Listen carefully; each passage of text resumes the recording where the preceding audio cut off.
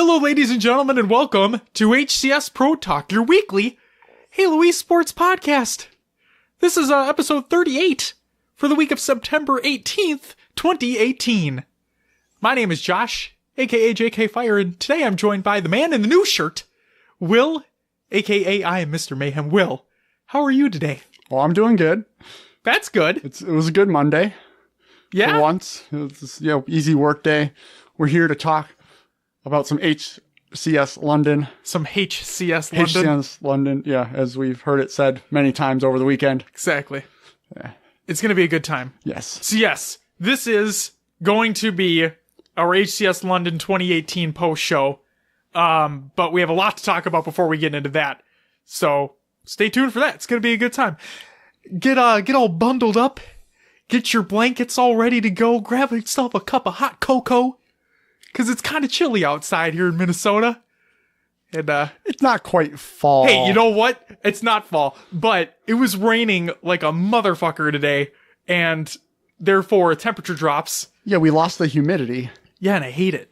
Yeah, it was great. I want the humidity back. I miss it. I like this kind of weather. Not the rain, but the temperature-wise, it was great for me. Yesterday, it was just steamy. It felt so good. You're weird. I know I am. But I don't understand. You like to be like sweaty and in the humidity. And I do. What? I do. It's the one reason why I won't leave this state. I was going to put like a word before that, but yeah. Overall, Minnesota's not bad. Like, it's not bad at all. We have everything here. We get every season. Yeah. All that shit. And Will, you get to be happy when winter comes around while I get to suffer. Because it's your hockey season. Yeah. So I'm just going to be hating every second of being at your games. Because the rinks are so freaking cold. Oh, not even that, but like, you had a couple games last year that it was just unbelievably cold outside. With the wind chill and everything, I'm just dying. Oh. Sure. We need to get you like a heated blanket that you can just... A portable heated blanket? A portable heated blanket, yeah. Yeah, like bring like a battery bank or something so I can just keep it going the whole time. Yeah. That'd be like a health hazard in my opinion. Yeah, too much heat. It would be. Screw it, who cares? As long as I'm warm, I don't give a shit. You may catch on fire, but at least you'll be warm. Yeah, exactly. Alright. Will. Yeah. Just so you can mention it, what do we usually always start the show off with? Well, we usually start with some roster mania. Notice I didn't play the soundbite here. We don't have any rosters really changing, but we have some roster recap that we're going to go over before we get into our London post show, just so you guys can know the rosters that were present at the event. And Will can screw up more names and it's going to be great. It's the usual. Speaking of rosters, Will, segue of the century. So I threw a little question out there. Remember last episode I asked if they'd want us to talk about all the rosters at these events and whatnot, right? Well, it's been a 100% yes. Okay. That every single person that has replied back has said that they want you to continue to butcher names. Great. They look forward to it. Great. I look forward to it. You already know that. Thanks, guys. And and now we get to hear even more later on within the show. I'm glad I can be a form of entertainment by messing up player names. It's like the best form of entertainment because I'm sitting across from you and I just get to see you and you look at the sheet in front of you and you're like, what the fuck is that name? I struggle. I don't know why. I should read up more before we start the show. Sometimes it doesn't even help. Because last episode, we had, what did you say, like a 6-minute laughing session that was cut from the episode, mind you. Yeah. But we got like halfway through the Microsoft Store rosters, and then it was just like everything's thrown out the window, and we're just laughing our asses off. It was a great time. Yeah, we literally sat here for 6 minutes. I was in a giggle fit, laughing fit. I couldn't stop. It was uncontrollable. It was perfect though. It was good stuff. Will, while we're not talking about rosters for quite some time here, the next segment that is actually going to be within the show is Will's Adventures Within the Halo. Okay. Verse. Yeah, I didn't finish that word. That's all right. It's okay, now we got to do it again. I'm just kidding. Oh my gosh. So, what did you play, Will? I didn't play any Halo. I spent more time watching games on Twitch than I did playing games this weekend. You're talking about games in general? Yeah. Okay. Yeah. I mean, We did watch more Halo than we played Halo too. But, we watched a ton of Halo. Yep. So I've been on the Destiny grind since Forsaken came out. Yes, you have been. And this weekend the raid released. Yes. This on Friday. Yep. The Last Wish. The Last Wish. Yes. So I spent a lot of time watching the first raid runners try to complete it. Me too, yep. So Friday was taken up by London and raids. Destiny raids. And work. And work, yes. Yep. Saturday, London. Sunday, London. I played a little bit in between, some Destiny. Yeah. But not a ton. Get those dailies completed and whatnot. Yeah. Yeah. A few matches here and there, and then I'll move on. Sure. It's weekly reset tomorrow, too. I know. Well, day this episode airs, but yeah. Make sure you get your weekly challenges done, guys. Get that powerful gear. So yeah, that's what I did. We need to go through Halo 4. We do. And then I'm expecting you to carry me through Halo 5 as well at some point. They're not bad, though. They're easy. Yeah. Yeah. I just need that motivation to keep going. Sure. Because I really felt like 3 was kind of it. Like, it should have ended there. I do feel like it should have ended. You did finish the fight. I know you bring that up every time. I mean, it's the tagline of the game. Yeah, it is. It is. So, no, I just need to get the mindset that I need to complete 4 and 5 so I get that story. Yeah. Yeah, we'll see what Infinite brings when it comes out. I'm guessing the campaign's going to be pretty good. I'm hoping the campaign's going to be pretty good.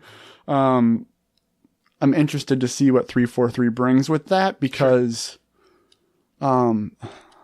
with the many different styles of games that have been coming out lately, it's kind of hard to say what they're going to choose and decide to put into their game.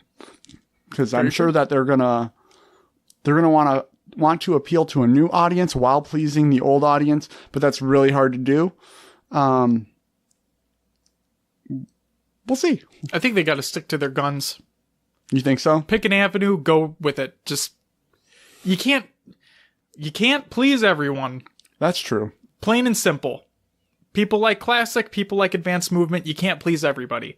Choose whatever they choose to do, whether it be one, the other, or combination of both somehow.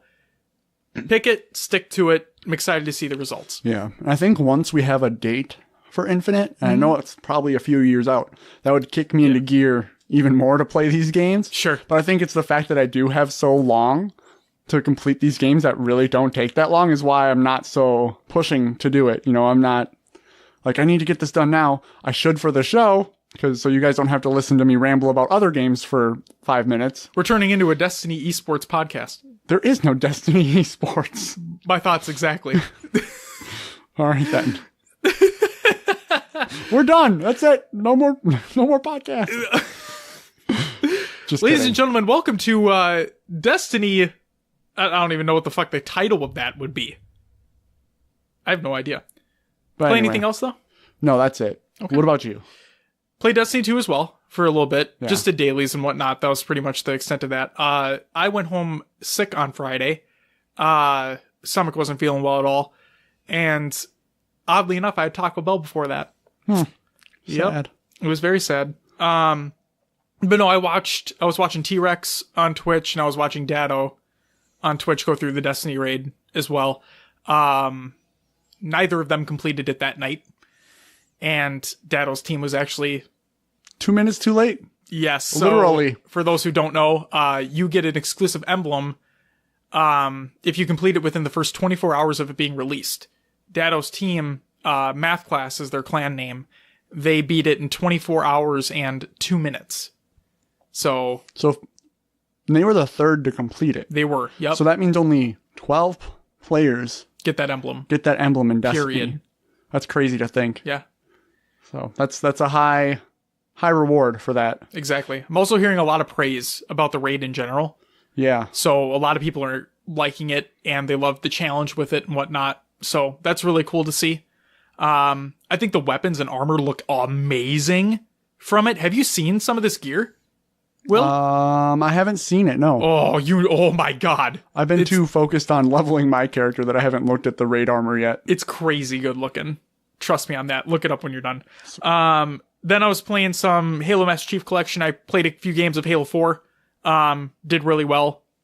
And yeah, I still think the MCC update's fantastic. And we're going to be talking about a little bit more in the news section as well in regards to MCC, so stay tuned for that. But yes, if you have not downloaded the update yet, please do. It's fucking amazing.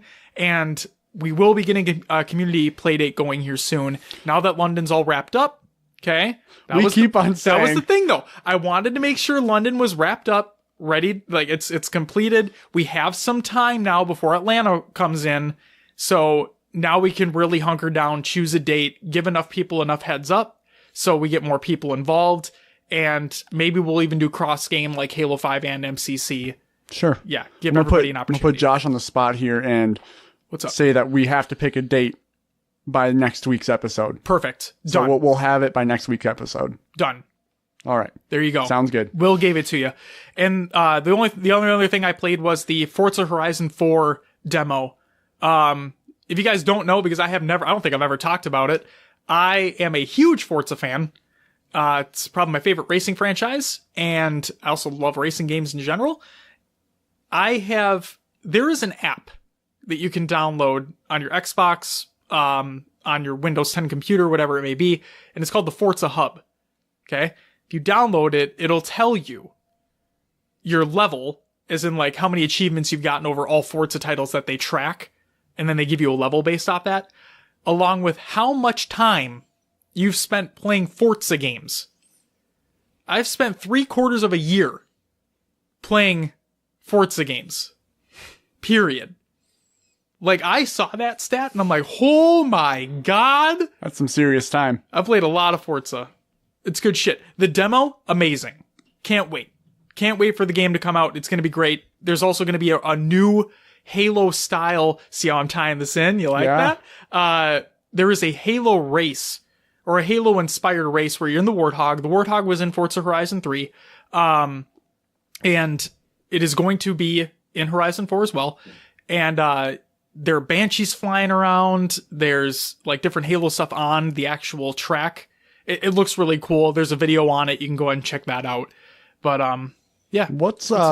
Is Forza must be made by Microsoft then? It is made by Turn 10 Studios. Turn 10 Studios. So Playground Games are the ones that make the Horizon series in association with Turn 10. Turn 10 strictly make the simulation style Forza Motorsport games. Okay, and then Microsoft publishes them. So, gotcha. So they are Microsoft-owned companies. Gotcha. So that's why they're able to use the Halo side of things. Absolutely. Got it. Yep. Other than that, that's all I've been playing. That's all right. it. Watch a shit ton of Halo, like you said, and we're going to talk about that later. If you guys want to talk to us about the games you're playing, hit us up on Discord. I love that idea. We should have another gaming channel added about other games. I think there already is one. Well, then there you go. I think. We'll take a look, and if there's not, there will be one. Yes, indeed. Will? Yeah. It's time for some news. First and foremost, I said there was going to be MCC information, and gosh darn it, here's some MCC information. The MCC matchmaking update posted by Postums himself on 9/11 over at HaloWaypoint.com was put up. Let's read through it together. And I quote, "Good afternoon, MCC players. As we continue to listen to feedback and tune various playlists, we want to get upcoming changes in front of everyone, so you can be aware of what we're working on for playlists. Tomorrow, on the 12th, which already happened, we'll be doing a behind-the-scenes update to playlists to adjust weightings and adding in a Halo 2 Classic SWAT playlist. Below is a complete breakdown of what is going on. Halo 2 Classic, so what? This week we are adding in our first rotational playlist, Halo 2 Classic SWAT. With the current game variants built for SWAT and the retail build, only the Team Slayer variants will have the BR pistol starting weapons, and a future build update will look to adjust the objective variants to include a pistol secondary starting weapon. We will continue to, we will be keeping a close eye on the social playlist to monitor its health. Here is a complete rundown of the maps and modes in this playlist. So for Lockout, you have Slayer, Oddball, and King of the Hill. For Ascension, you have Slayer and King of the Hill. Midship, Slayer, Oddball, King of the Hill, and CTF. Ivory Tower, Slayer, and King of the Hill.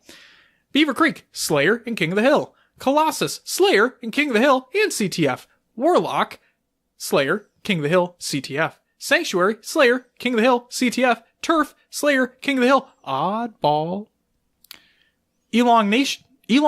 I almost said Elongation. That would have been weird. Slayer, and then Gemini, Slayer. With this playlist, we have weighted the Team Slayer variants to appear the most comparatively to the objective game types. As always, please feel free to leave feedback on this playlist as we will continue to iterate as needed on it for future appearances. Playlist map and mode weighting changes for Halo CE Team Arena. Based on collective feedback from players within the Halo CE community, we have made some adjustments to the Halo CE Team Arena playlist. Below are the upcoming changes we are planning to roll out this Wednesday. In other words, what already happened. Weighting changes. Increased weighting to Damnation Team Slayer. Battle Creek Team Slayer. Prisoner Team Slayer. Hang 'em High Team Slayer. Chill Out Team Slayer. Derelict Team Slayer. And Rat Race Team Slayer. How about some additions? They added Battle Creek King of the Hill, Blood Gulch Snipers, Blood Gulch Capture the Flag, and Boarding Action Snipers. But they also removed some stuff. They removed Longest Team Slayer. Oh no! Not Longest! Oh, I didn't even read through that fully Oh, that sucks. Uh-oh. That's sad. That is really sad. Longest. Shout out to Zach and Alex. Looks like your guys' favorite map is out the door there. They removed Wizard Team Slayer, Prisoner King of the Hill, Damnation Oddball, and Wizard Oddball. We look forward to additional feedback players have and will continue to adjust playlists as needed based on community feedback. See you all online. You better be online. That's what I'm going to say about that. And playing Halo 4. Because it's great.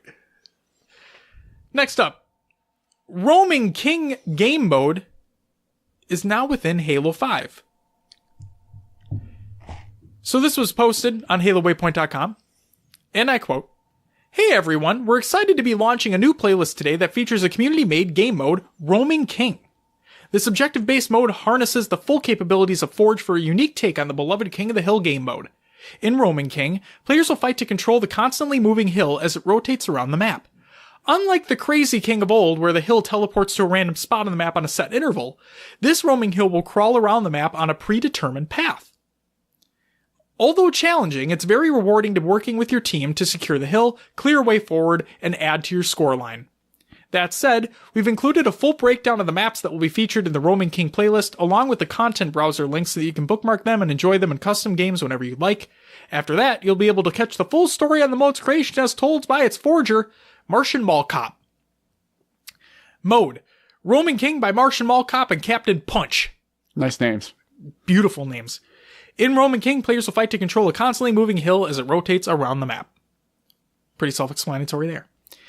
Now for the maps. We have Backlash by Kell of Scots. It is said that somewhere in the shroud of mist, there lies a powerful artifact. On Backlash, lash out against your opponents through brutal guerrilla tactics.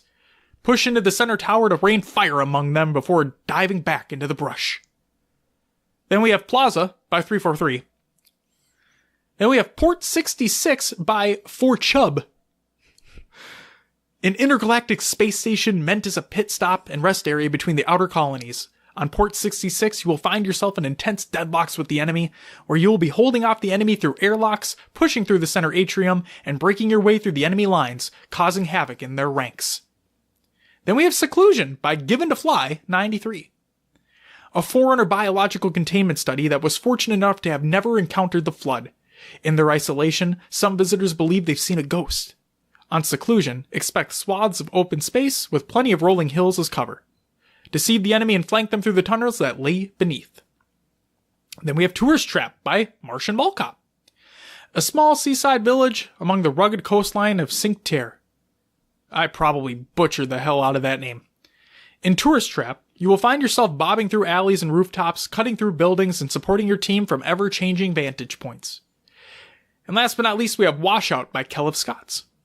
The architects were known to have never wasted any resource when they got their hands on it.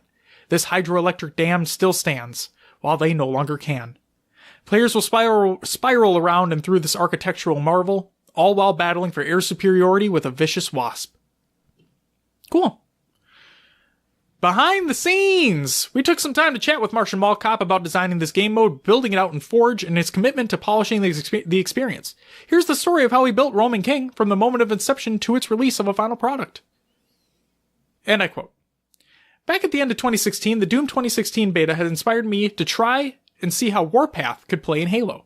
So I put it together on an older map called Pueblo, and I scripted the terminal on Stronghold's 1 base to move around the map under the ground. And it can only actually turn 4 times. Even though it was really janky, the movement was really shaky, but it was fun. I made a video on it on Forge Hub YouTube channel, and that was that." Later in 2017, Unishek messaged me about implementing the mode on a few more maps so we could explore the possibility of making it a rotational playlist in matchmaking. Conveniently for me, this was also around the time that the minigame mode came out with all new scripting functionality, which gave us so many more opportunities for what we could do to make the modes in Halo 5. So I worked with Carson, Captain Punch, to actually develop the mode from scratch to fix some of the functional issues with the earlier version of the mode. During this process, my friend brought up the idea that if we were going to build it from scratch, we didn't have to just emulate Doom anymore. We could make it our own thing. After this recommendation, we decided to change the zone from Stronghold functionality to King of the Hill functionality, to avoid a snowballing problem that was apparent in the earlier versions. This ended up working great, and a few other features followed, such as the choice to not have the score rate increase with extra players, which not only empowers the individual to make more clutch plays, but also allows for more in-depth teamwork, where you can have one of your teammates in the zone, while you and your team can defend them from varying vantage points, and it just avoids having an entire team dogpile in the zone. The entire thing about Roman King that makes it trickier to implement on maps than any other custom game mode I've seen is that the path has to be individually hard-coded into every level that it's placed on. Because all the map layouts are different, it's not as simple as sticking a prefab down on a map and calling it a day. I have to place down markers as vertices for the zone to target and continue on to the next one. Along with this, time and distance calculations need to be made to make sure the zone moves at a consistent speed and repeats at every lap of the map without delays. After a while, Carson and I eventually developed a spreadsheet to do all the math for us. Even with the spreadsheet though, it currently takes approximately 2 hours to set up the zone's movement on a map. Now imagine redoing that multiple times for some maps when the path needs to be rerouted after testing, as well as adding it to maps that I had to eventually cut or ran out of time for. It's a lot of work. In general, making this game mode from scratch was just a very humbling experience. There are a lot of things that came up that I never really focused on before that are actually really important. Having to put together sound cues and visuals to make the objective or communicate things about the objective more clearly was a big one. 2 other vital elements were including join in progress support to make sure the mode still functions properly when someone joins in late and accounting for latency in the zone's movement calculations. Overall, I'm glad the project is done so that people can enjoy it, and it will also free me up to begin working on some other projects. So that was his response. Now we're back to the actual article in question here. He also wanted me to make sure we mention the community members Naukyard, Yumudas, and Squally the Beans who helped him throughout the forging, scripting, and map optimization process. He stated that their contributions were invaluable over the months of development and that they should be thanked for their efforts as well. That should be it from us here, so jump online and give Roman King a try today in Halo 5. That actually sounds really interesting. Yep. It's like mobile King of the Hill. Yeah, it's fucking awesome. And so I'm sorry I read the whole article there, but like you said, it is very interesting. It's something brand new. It's something fresh, right? Mm-hmm. And it's something the community made. Yeah. Which is really fucking cool. Yeah, and it's cool to hear exactly from him how long it took and what they put into it. Exactly. And it's awesome that we're seeing the result of their hard work. So maybe, if it's still... Well, actually, fuck it. We can just download the file share mode in the maps. And still play. We can give it a shot maybe in the community playdate. I would enjoy that. I think it'd be pretty sweet. Awesome. Next up, the Halo community update posted by Grimbrother1 over on HaloWaypoint.com for September 13th. First and foremost, so we're not going to go through the whole article here, we're just going to take out a few things of interest. Halo experience within Forza Horizon 4. I already talked about it. It's fucking amazing. Go ahead and check out the YouTube video that we're going to include, along with everything else we talk about, in the show notes of the show. There's a Halo Wars 2 balance patch, and I'm not going to sit here and read through the entire balance patch, but a link will be included. Go ahead and check it out. I'm really glad they're continuing support with it. And we also have the Halo Wars 2 Champions League still going on as well. Good to see. Fireteam Raven, the arcade game over at the Dave & Buster's. Highly recommended if you haven't checked it out already. It is great. It was a lot of fun. Listen to, what is it, a couple episodes back? Yep. Yeah, to get our impressions. Along with Trevor and Dom, who were with us at the experience as well. It was great. There's a location list for every Fireteam Raven location. Check it out in the show notes as well. And then, last but not least from this article, the initiative to further advance STEM, which is science, technology, engineering, and math, career awareness, and opportunities for young women all over the world. There's an article. I highly suggest you read it. It's good stuff all around. And the last piece of regular news we have this week is... Fake drum roll, please. I'm just kidding because it doesn't deserve it. Halo Reach had its 8th birthday on the 14th of September. You know I give Halo Reach a lot of shit. Yeah, but you said it wasn't that bad after they made the changes. Yeah, you always do. It wasn't that bad. But you still give it a lot of shit. But you know what? It's birthday, which means the day it came out, which means before they fixed everything. Therefore, that iteration of Reach on its birthday was shit. Fine. Doesn't deserve that fake-ass drum roll. Moving on. We have some competitive news for you. First and foremost, the Beyond Astro Spartan September free-for-all registration is now live. Takes place September 19th. We're going to cover it, obviously. So compete. Get your money. You can win $500. Good luck to those who do decide to compete. Next up. So they already announced that there's going to be a Halo 3 2v2 tournament at Dreamhack, Atlanta. People are super stoked for it. Will, are you super stoked for it? I am. I'm excited to see what these players that maybe haven't competed in a while bring to the table. I'm excited. You're excited. You know why? Why is that? Because we have more information on it. It has an official name. It is called the Halo 3 2v2 Showdown. Ooh. And I quote, at HCS New Orleans, we announced that we were dipping our toes back into competitive, Jesus Christ, back into competition for Halo Master Chief Collection with a Halo 3 2v2 tournament during the HCS 2018 finals at Dreamhack Atlanta on November 16th through the 18th. The reception to the announcement has been amazing and honestly surpassed our expectations. Really? Did it really surpass your expectations? Come on now. We're hoping this excitement from the community thus far results in a strong participation and great online viewership, as we hope to continue investing in MCC esports in 2019. Hey. Is that foreshadowing, perhaps? I don't Stay tuned know. later on within the news, because we might have a little something else from somebody named Tashi. With so much excitement building for the tournament, we knew we had to take it up a notch to make this tournament experience even better for players and viewers alike. To start, the tournament now has an official name and logo to match. Introducing the Halo 3 2v2 Showdown. How about that format? Well, I got it for you, Will. Here it is. You like that half voice crack? Felt great. The 2v2 Showdown will be played on Xbox One X consoles and utilize the latest version of Halo 3 within Halo the Master Chief Collection. Our goal was to allow as many teams as possible to compete while not compromising on format, schedule, or player experience. It's important to keep in mind that while we're all excited for this tournament, the Halo Championship Series 2018 Finals tournament takes priority in terms of scheduling for the whole weekend. We are, however, supporting the 2v2 Showdown more so than previous side tournaments. With all that taken into account, the tournament will be limited to 64 teams. 64 teams! Here's a more detailed breakdown. The Halo 2v2 Showdown will feature a double elimination bracket. Will, I'm going to pause for a second here. Remember how you have a shirt right now that says words are hard today? Yeah. Yup. I'm living it right here, right now. It's nice to be on the other side of the desk of this for once. You're welcome. I'm glad I could help out with this. All right, back to the article. All matches will be best of 3, except for the grand finals, which will be best of 5. No best of 7s. It is 2v2 though, so who gives a shit? It's 2v2, and I think that's because of time restrictions. Sure. That they can't extend these tournaments out long. Something tells me it won't even be to 50 kills either. It'll probably be to 25. 2v2? Usually 2v2s go to 25. Yeah. Like in matchmaking, that's what they are. Okay. So I would expect it to be 25. So this might be a quick tournament. It very well could be.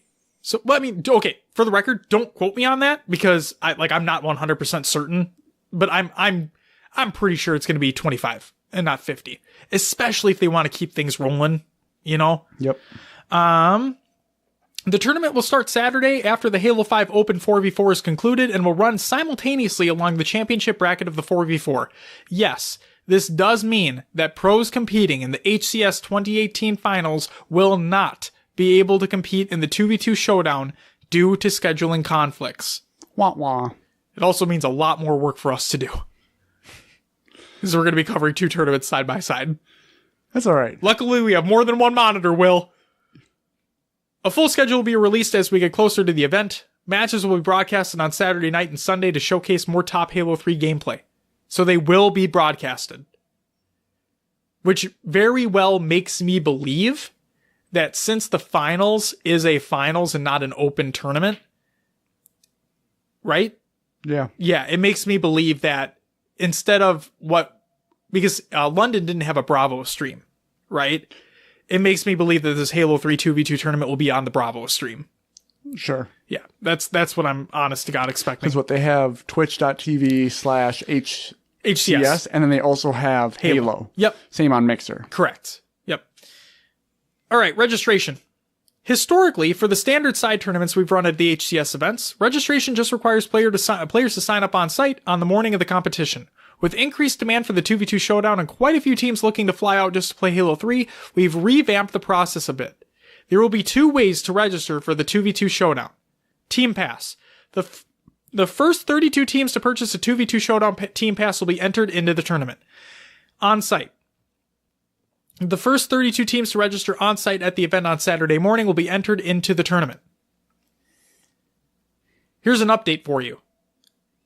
Those 32 Team Passes, they're sold out. Figured. So I meant to put this tweet there, but I didn't. This was posted by Tashi on Twitter, and I quote, "Welp, that was quick. Pre-sale passes for the Halo 3 2v2 showdown are already sold out. There are still 32 more spots open in the tournament, however, and you'll be able to register on site for free at Dreamhack Atlanta." That means you got to get there. Yep. And get there early. Exactly. So, for the record, you cannot purchase a Halo 3 2v2 showdown Team Pass at this current point in time. The tickets are currently sold out. You can, however, go to that site the day, like that Saturday, and you can register there. That's the only other way you're going to be able to get in as one of those other 32 teams. So be aware. You may have seen a series of tweets from Tashi stating that teams that purchase a 4v4 Team Pass will be able to select a field to also register for the 2v2. That will no longer be the case. With this new registration process, teams will no longer be required to play Halo 3 with their Halo 5 teammates when purchasing a 4v4 Team Pass, and have the freedom to register to play with anyone in the venue. Players competing in the 4v4 open bracket will also not have to commit to playing in the 2v2 showdown too early in case they make it to the championship bracket of the 4v4. Wait, so is it an open event? Wait, what? It's kind of conflicting if I'm reading that right. Am I really getting this wrong right now? Is Dreamhack Atlanta an open event? It must be. Look, isn't it the fall finals? Not the fall finals because Pro League doesn't exist anymore. But essentially. Right. It's the finals. Therefore, you'd think only the top teams with the most points would get to go, right? Mm-hmm. Like the top 8 teams or something like that, top 16. Is that not the fucking case right now? I'm going to have to do some more research because I saw it said finals before. I feel really dumb right now. The fact that we don't know for sure? Yeah. Will, you looking it up? I am pulling up Halo Waypoint right now. All right, you go ahead. I'm going to continue reading this. While Will finds this out, if you hear the clickety-clacks of the keys in the background, know that we are doing research on the fly for you, the listeners at home, and in the car, and maybe in the plane. I don't know what you're doing with your life, but I hope you're enjoying it, because we appreciate you. You deserve to have a great day. Plain and simple. Will, did you find it? Let's see. Passes for the 4v4 and, wait, what? Oh, passes for the 4v4 and 2v2 will be available starting next Friday, September 14th, the first day of HCS London, and the pre-sale tickets are sold out. Blah, blah, blah, blah, blah, blah, blah. We already talked about that. Will, you got it? Putting you on the spot The again. last thing they posted was the HCS London 2018 recap, which is right. Right, but if you find the roadmap, like you should be able to find the roadmap on Halo Waypoint, and it should give you the final. Yeah, it says finals November. That's all it says right now. The finals for the 2018 season of the Halo Championship Series will take place in North America in November. Be on the lookout for more details. So that's Dreamhack Atlanta. When was that posted? Oh gosh, this was posted 5/17/2018. We've gotten more information since then. Yeah. But there's nothing. Keep looking. I'm going to keep reading. Okay. How about some UGC 2v2 qualifiers, Will? Because we can never get enough Halo 3 action, our friends at UGC will be hosting the official online qualification tournaments, which will not only give cash prizing, but also points to seed the Halo 3 2v2 Showdown. If you're looking to compete in the 2v2 Showdown, you don't want to miss these qualifier matches as they'll ensure the entire tournament is as competitive as possible. Here's a look at the schedule. Let me try that again. Here's a look at the schedule. Apparently, words are very hard for me today. Friday, October 12th. Friday, October 19th. Friday, October 26th. Friday, November 2nd. And Friday, November 9th. And yeah, we'll be covering them. Hello. Bringing back classic Halo 3. And some 2v2 action with some old pros that I've looked up to in the competitive scene for years. Yeah, we're covering it. How about some point distribution? This is per player. First place takes home 150 points. Second, 100 points. Third, fourth, 70 points. Fifth through 8th, 40 points. 9th through 16th, 30 points. 17th through the 32nd, 20 points. And 33rd through 64th, 10 points. Registration to compete is now open at ugc.gg/Halo3. Be sure to follow at UGC Events on Twitter for all of the latest. How about some settings? For the 2v2 Showdown, as well as the UGC 2v2 qualifiers, we'll be using settings based on the Halo 3 MLG V8 tournament settings. Slayer. Aha! You can quote me on it. Score to win, 25. Boom! I knew it. I just had that feeling, Motion tracker is disabled, thank God. Starting weapon battle rifle, thank God. Maps, you have Narrows, The Pit, Heretic, Guardian, and my beloved Construct. In which case the Slayer variant used in MLG V8 will be used for this, featuring the active camo custom power-up. Bottom mid, by the way, if you want to know where that power-up is. This is the first major Halo 3 2v2 tournament, and while we feel confident about these settings, we'll be keeping a close eye how they're performing in terms of balancing gameplay, watchability, match length, and more. We'll also be reaching out to top players to get their feedback as well. These are currently available in the official HCS file share within Halo, the Master Chief Collection. Will, do you have any more information before I continue reading the article? No, I can't really find anything on it. Well, holy hot damn. Listeners out there, please set us straight. Is Dreamhack Atlanta an open event or not? Because all I'm reading is it just states finals. And more info soon? Yeah. Unbelievable. Unbelievable. My wife just texted me. Okay? And she asked, hey, I'll be done in 20 minutes. When will you be done recording? Not soon. She wants to bring home 5 Guys. Burgers and fries. Yeah. Thanks, Will. Thank you so much for that. Jesus. We trying to get sponsored by 5 Guys now? Is that what's going on here? Yeah, they're pretty damn good. Get at us. Get at us. No, sorry, hun. I know you're not hearing this right now, but if I could, just reach out to you and tell you that you're gonna have to eat without me. Because we're balls deep in this episode right now, and I got more of an article to read. Halo 3 at Microsoft stores will. Back in June, we surveyed all Microsoft Store tournament competitors to see which Halo title they'd be most interested in participating in a tournament for. Here are the results. Halo 3, Halo 5 Guardians, Halo 2, Halo 2 Anniversary, Halo Combat Evolved, and last but certainly least, Halo 4. Oh. Womp womp. So we're excited to announce that thanks to your votes, the next series of Microsoft Store Halo tournaments will be featuring Halo 3, not 4. Once again, the Microsoft Store will play home to local community competition for players of all skill levels. Here's the schedule. There's a 2v2 on October 7th. There's a 2v2 on November 4th. And there's a 2v2 on December 2nd. And we'll be covering all 3 of them, where we'll screw up rosters again. It'll be great. Stay tuned. To celebrate Halo the Master Chief Collection being available on Xbox Game Pass, we'll be giving out free Xbox Game Pass subscriptions to teams who place in the top 3 at every tournament. More details, including settings and registration links, will be available in the coming weeks. The final part about this article. MCC Matchmaking.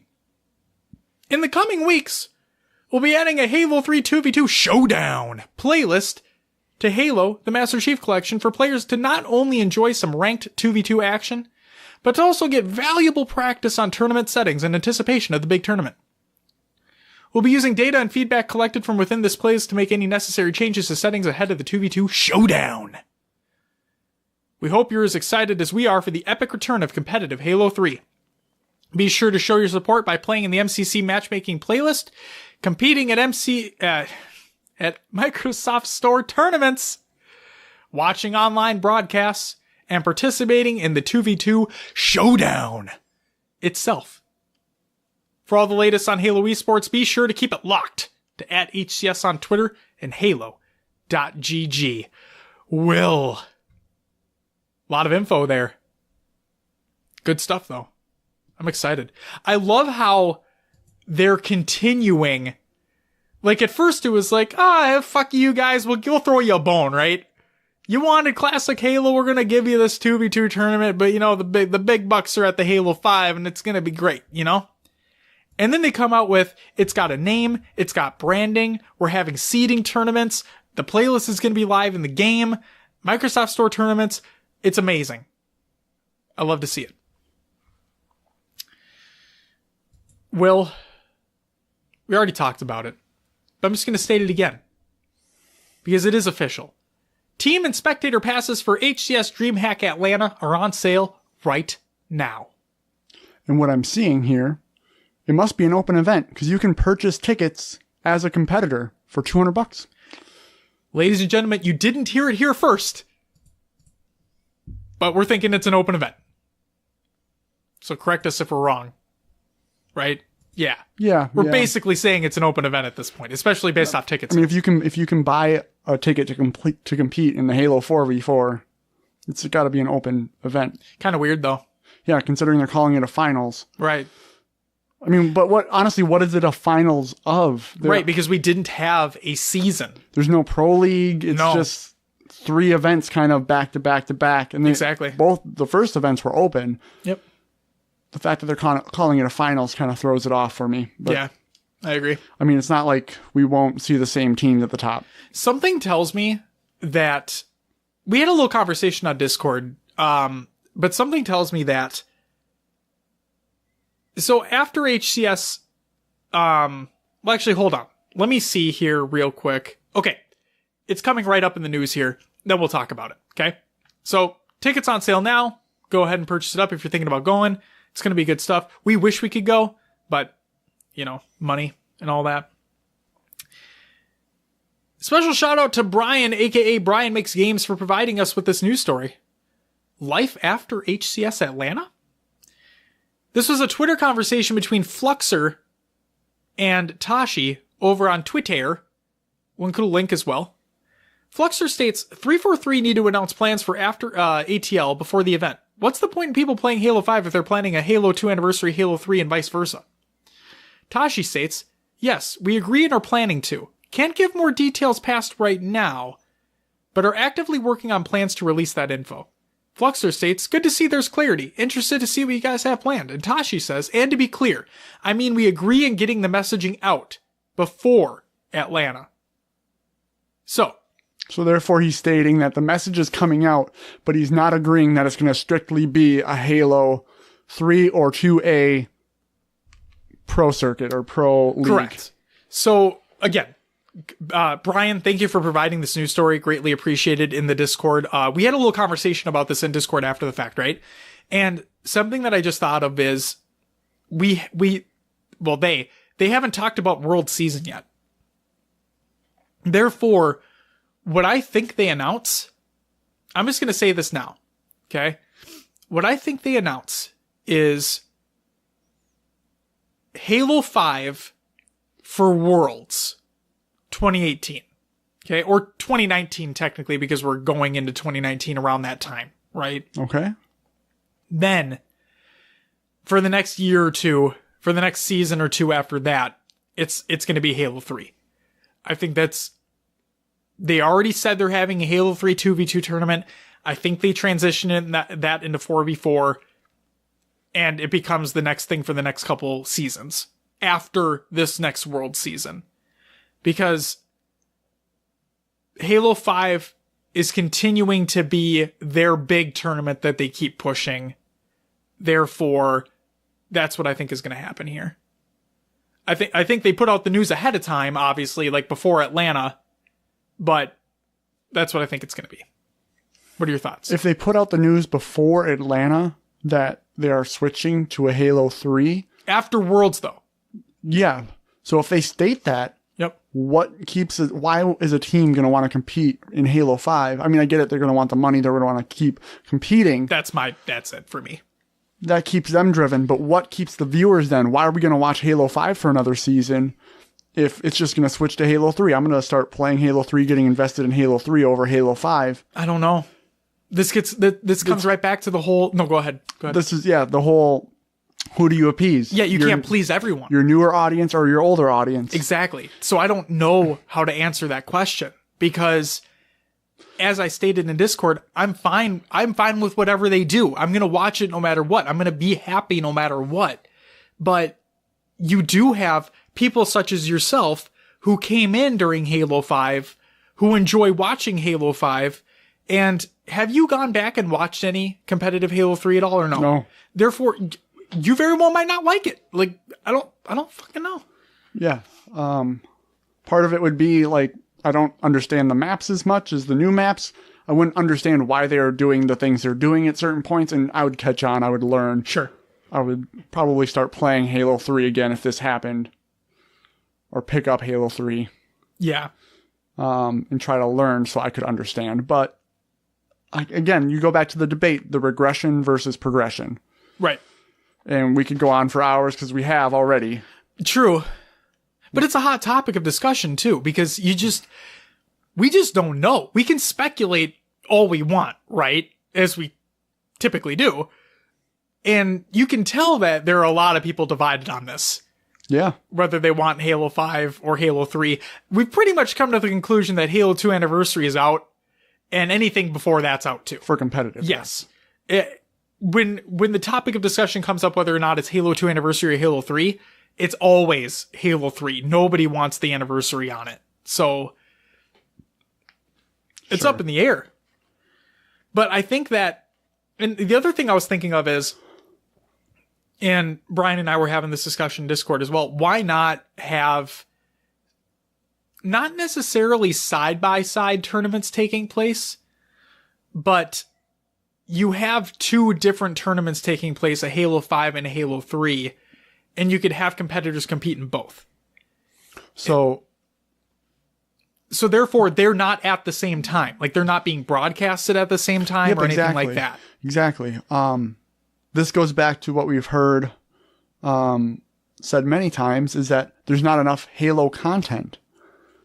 You run a 3 opposite of 5, they go back and forth. Yep. You then run into the issue of where do you spend your practice time? Yeah, I know. Because then if so it's just for saying, we know Reciprocity's on that bubble. They're on the 3 spot right now. Right. If they decide to, we're going to compete in both, they could lose that edge in 5, drop farther in 5, but then have a presence in 3. Exactly. And you already have, and that's the shitty part too, is because you have 2 people on that squad that are Halo 3 veterans. Like they've come from Halo 3 and they were gods at it. And I mean, they're gods at every Halo that they play. Look at them now. But you have 2 young guns who have played Halo 3, but they weren't in that competitive scene, I don't think, at that time, right? Right. Pistola and Snipedown were coming into their own. We're just starting out with Halo 3 competitively. And they really made a name for themselves. So you know that there's skills there already. Like, there's no doubt about that. But it's whether or not, let's say they do run 2 tournaments at Halo 5 and Halo 3. Do they split up? Yeah. Like, do they remain together for Halo 5 but split up for Halo 3? Do they split up entirely? And I'm not saying they're going to, by any means necessary. I'm just using them as an example in this circumstance, right? And then you have a team like Tox. Do they just completely go back to Halo 3? Right. I mean, in that case, that'd be a better representation of of a roster that could just strictly go to Halo 3. But Frosty came on with Halo 5. Sure. Right? And then we talk about Splice. They're strictly Halo 5, right? Well, Eco and Stellar have been around for a while. But like Renegades and Shotzi, what are they going to do? Like with Sand and Trippy. This could... I don't know. Yeah. What if they made teams choose? What if it was one or the other? Made them choose. Like if you're competing in Halo 5, that disqualifies you for Halo 3. It's basically what they're doing here with the finals, at least. And I know this is the introduction of it, right? And the other thing I said in Discord was, I could have seen it going one of 2 ways. If this tweet didn't come out from Tashi, right? I could see this going one of 2 ways. Either A, they announce it before Atlanta, right? Or during. Okay, like during the stream is kind of like a, hey, special announcement for the finals event, right? I could see them doing that because they would have that audience. Right. Or they wait till after Atlanta, after they have the viewership numbers and they have the statistics of that 2v2 event that happened, and they can fully determine whether or not it's financially feasible. Yeah, feasible. If it's feasible for them to do Halo 3 moving forward, or whatever the fuck they decide. So, like, I could see them weighing their options there, but the fact that this tweet came out stating that our plan is to get it out before Atlanta, okay, rest assured, that's what we're going to be waiting for now. Things don't always go according to plan, though. It's very true, especially in Halo. I mean, my God. So, hopefully we have the information before Atlanta so we can report on it when it comes in. Yep. And hopefully they do their best to please everyone, even though it's going to be damn near impossible. But either way, we're going to watch it no matter what. We're going to report on it no matter what. So I'm just looking forward to what the next season's going to be. Sure. Yeah. It's going to be good stuff. We had a little mini discussion topic there in the middle of news. We did. So there we go. It felt good. Yeah. Yeah. We haven't talked about it in a little while. People have opinions out there. Yeah. They want to know, Will? Yes, sir? That's it for the news. You know what it's not it for? What's that? So, believe it or not, yes, HCS London took place over the weekend, but there were some scrims that happened earlier in the week. Would you mind running us through the results, Will? All right, on Monday, September 10th, Tox went up against Reciprocity. Series score, 10-5 going to Tox. Stat line was Reciprocity had 4 more kills, 12 more assists, 2 less deaths. Reciprocity also had 29 more power kills and 10 more precision kills. Tox had 1 more kill with the Magnum. Apparently, what we see here is Tox was better off with the objective, and while Reciprocity outslayed them, Tox just had better control. We're going to get into the post-show later, obviously, but something that Splice said that really hit the point home was you do what the game tells you to do. Yeah. If the game tells you to cap flags, you cap flags. if the game tells you to hold on to an oddball, you hold on to an oddball. Sure, that seems to be an oversimplification of what you need to do to freaking win a game. I know. Oh my god. Okay. Anyway, Elevate went up against Accelerate on this Monday as well. Series score was 7-3 Accelerate. On Tuesday, September 11th, Mentality went up against Chosen Legacy. Series score was 10-1 Mentality. Mocket went up against Out Cold Gaming. Series score was 9-6 Out Cold. Lucid took on Radiant. Series score there was 7-2 Lucid. And Out Cold also went up against Downrush this day. That series was a 5-5 tie. Oh boy. And then after Tuesday, teams started to travel. So that's it for Scrims. But you know what that's not it for, Will? What is that? We got some tournament recaps for you. And by that, I mean one, besides London. We had the K-Matify Halo 3 2v2 tournament take place. First place going to NYC and Fires, taking home $200. Second place going to St. Boswell and Little Country, which I believe took home $100. I think. Because it was a $100 grand prize. I think it was $300 prize pool. I cannot speak right now. But yeah. I like that NYC was not NYC, it was NYSEA. Yeah, they did it just for you, Will. Just for me. That was just it. To throw me off. Bracket and VOD will be included in the show notes. Check it out. Will. Yeah. We made it. We're here. It's time. The HCS London Post Show. So yeah, another tournament happened over the weekend. Yep. Yeah. An official one,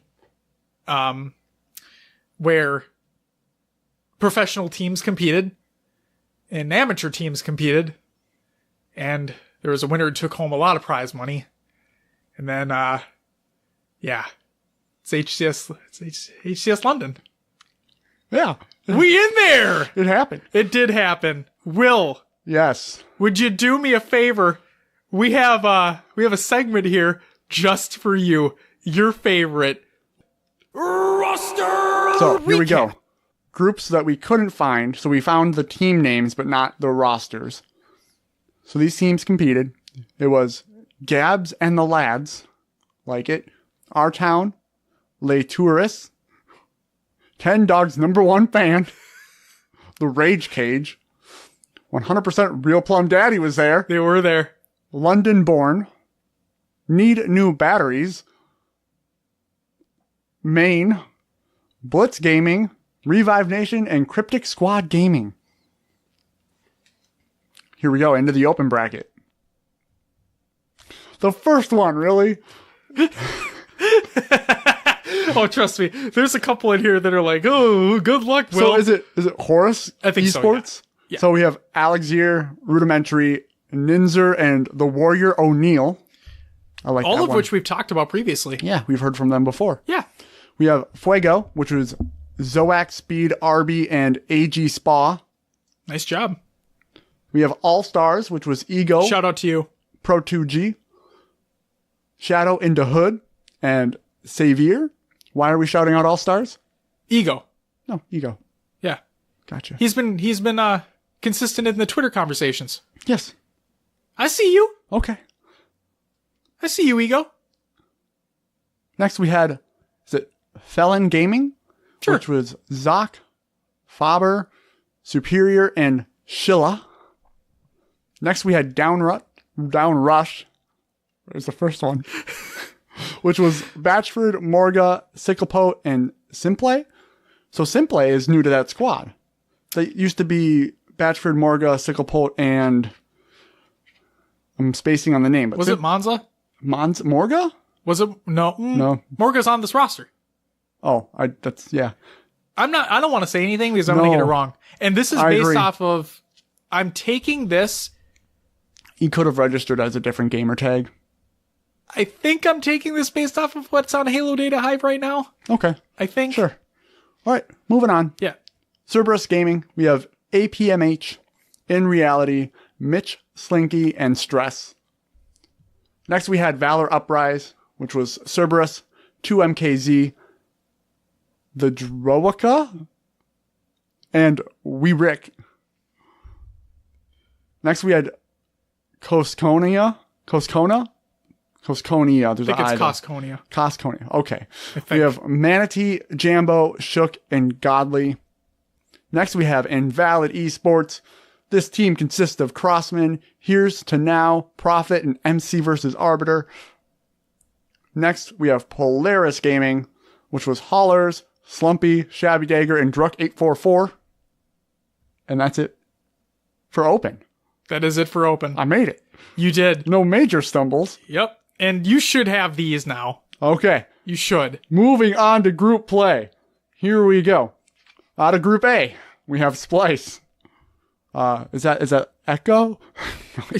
Shut the fuck up. All right, it's Eco, Stellar, Renegade, Shotzi. You should know him by now. Yeah, Echo the Dolphin. Yeah.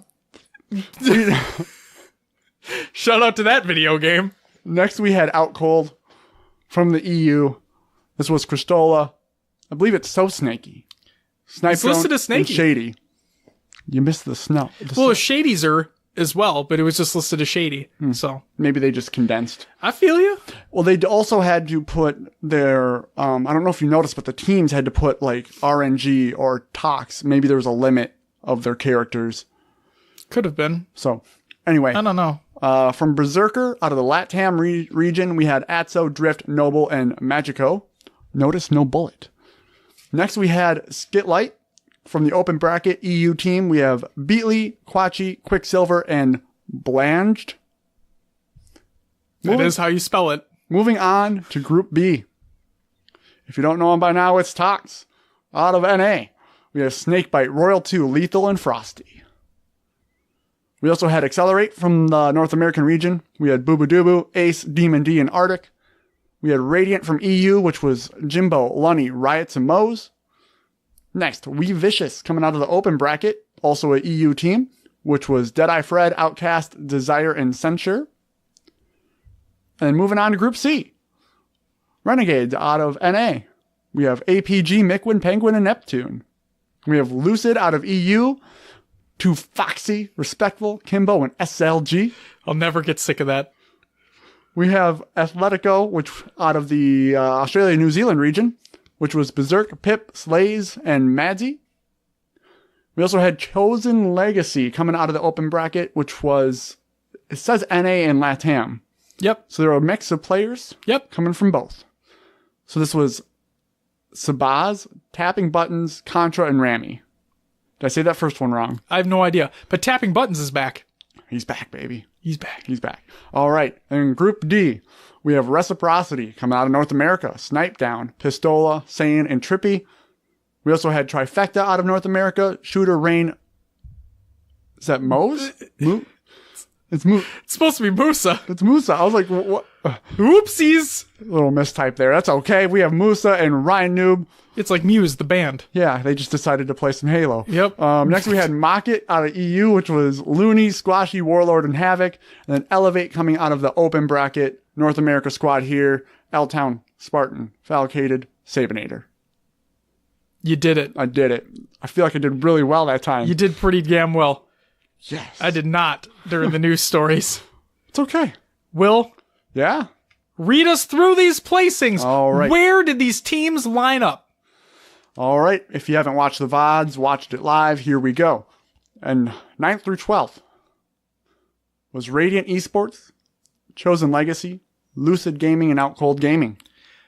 Before you continue, for those listening, pay very close attention to how we go up this line. Will, take it away. In 7th and 8th, taking home $2,500 apiece, we have Berserker Gaming and Trifecta. Berserker breaking top 8. Higher than any other EU team. And they're the LATAM team. LATAM. So, before. Yep. I didn't at least include them anywhere. Yeah. In this. Like, I did not think they'd break top 8. So, do you think Jimbo leaving was it Invalid? No. Well, Infused that's used to be the team, and then that just... Yeah, So, they're not in Halo Esports anymore. Yes. So do you think Jimbo leaving that squad because he was the only one who left brought them down in this situation, or is it So, have you been paying attention to these tweets at all? from Jimbo? Just anyone in general speaking about him. I haven't, because I just don't know what to think about it. So every time Jimbo comes up in the conversation, this isn't a bad thing, like, mind you. Every time Jimbo comes up in the conversation, it's something in the realm of, oh, hey, funny how EU doesn't break top 8. And the only time this hasn't happened is since Jimbo has been off the team. Funny how Jimbo doesn't get this placing if he's not with the team, blah, blah, blah, blah, blah. And I'm like, I mean, fuck, it could make sense. It very well could make sense. I don't know. I mean, I don't think that, like, not anything against Jimbo, but I don't think you can rely on one player to cause you to get better placings. It's a team effort, right? Sure. But there's something to be said about a team that gels. And maybe there's outside conflict that we don't know about. Oh, there has to be. He got dropped until he was picked up a week later. But maybe their play styles just work together. Yeah. It's but I don't want to discredit Berserker here, because they have continuously been rising since they came on the scene. Exactly. So, great job by them. I'm excited to see growth within this all these squads that we see. So, GG's to Berserker taking home an 8th placing here. Let's just hit that point home one more time. Berserker Esports got a better placing at HCS London, got a better placing at this event than any EU team that was at this event. Like, and that's not trying to shit on anyone. That's just putting things in perspective here. They came from LATAM and got top 8 at this tournament. Like, that's incredible. So yes, absolutely GG's to them. That's incredible. Nice job. Nice job. And thank you for fucking putting my prediction in the fucking toilet. Because I'm happy that I was wrong on this one. I'm so happy I was wrong on this one. I'm not happy that EU weren't able to break in the top 8 at all. Because they've been the closest competition to NA. Yes. And it's kind of, for me, it's sad to see them not put up more of a fight. Now, granted, it was that infused roster at Dreamhack Denver, if I'm not mistaken. I think it was Denver that they broke top 6. Yep. And it was the first time ever for an EU team to do so. Yeah, I'm not happy that my prediction was wrong, but an EU team didn't even break top 8. So we'll continue on with the placings. Go ahead. All right. In 5th and 6th, we have Elevate and Accelerate, both taking home $5,000. So before you move on here, again, predictions were wrong for me. I predicted Accelerate top 3-4 no matter what in this tournament. They got 5-6. Not a bad placing for them considering how new they are. Yeah. Like newly formed as a team that they are compared to the other people, like the other teams in this. Sure. So I'm definitely expecting big things for them in Atlanta. If they remain a squad, there's so much potential on that roster. Oh my God. And it was what Elamite was talking about when he was on the desk. He was talking about how it reminded him of a team that he was on, if I'm not mistaken, back in the day, where it was just a hodgepodge group of players who weren't picked up by any other team. No other team wanted them. And so they all just formed a group of 4 and they did really well. And Accelerate played very well this tournament, besides a couple series, whatever. But I'm expecting big things going into Atlanta for sure. Okay. So we'll talk about them a little bit more once we get past 3-4 here. So yes. In 4th, we had Renegades taking home $10,000. And then in 3rd, we had Reciprocity taking home $20,000. So you had Accelerate 3-4 no matter what. Yep. What made you think that Accelerate would have been able to take out either Renegades or Reciprocity in this tournament? Consistency from Reciprocity's point. It's the whole thing we've talked about week in, week out, through scrims, through 2Ks, through whatever it may be. They just can't close out games when they need to. Now, this tournament may prove different to that standpoint, but based off what we talked about leading up to London, that's been their inconsistency. That's been their downfall. They're just not able to close out games. If Accelerate was able to capitalize on that, they could have easily taken a top 3-4 placing. you know what? I'm going to say the same exact thing based off what I've seen at this tournament for Renegades. It was the same thing. They just had an issue closing out games, and we'll get into those series later. But yes, I think if Accelerate were able to hone in more, close out more games, they'd easily be in that 3-4 spot. Now, what I will say is this. I did get one prediction right. I said that if Reciprocity are playing at their A game, if they're playing on top, if they're playing how they've been, they will take top 3-4. And that is exactly what happened here. We got the better Reciprocity in this tournament. We got a scary Reciprocity this tournament up until Championship Sunday. And we'll talk about that later. Will, go ahead. So coming in second, we have Splice taking home 30 grand, which means for London 2018, Tox are your grand finals champions, taking home 60 grand. We have a new champ. A new champ after 4 consecutive events. A new old champ. A new old champ, yeah. They're back on top. They are back on top. No, and as we talk about those series, deservedly so. Deservedly so. So yeah, there you go. That's it. There it is. There it is. Do you want to talk anything more about these placings before you read off the free-for-all? No, let's, because we have some notable series down below. We'll get into them more. But yeah, that's your placings. If you hadn't heard, you heard it now. We also had a FFA tournament. We did. So here we go. In 6th place was Shiesty. He took home $200. 5th was Crossman, $300. 4th went to FNG Shadow, $500. 3rd went to Fable Speed, $750. 2nd went to Druck, $84. $1,250 to him. And in 1st place, Jabby Dagger, taking home $2 grand. I like seeing the same names pop up in this FFA, and then that the competition continues between them. Yep, I agree. So, it's really cool. We don't have stats, unfortunately, because guess what? VOD wasn't included. They didn't fucking stream it. No, they didn't. That is... I enjoy the FFA so much. I do too. And I wish they would be on stream. I get that people don't, but it doesn't take that long. No. Or, you know what? Fuck it. I'm not even going to say, you technically don't even need to stream it. You don't even need to broadcast it. What I would recommend they do is get the footage and then put it during the breaks. So we could have just watched it during the breaks where nothing is happening anyway. Like, or just give us something. Like, I know it's such a small thing, but it means a lot to these players that are putting in their time and their commitment to compete, to get that money, to prove that they're better than the rest. And we couldn't even provide the stats. So, sorry that we weren't able to do that. We wish it was broadcasted so we would be able to, but...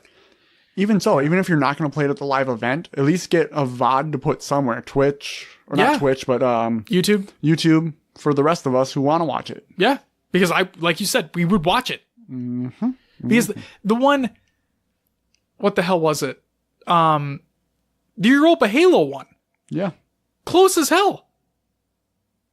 Like, we want to see free-for-alls. They're intense. They are. They absolutely are. Will.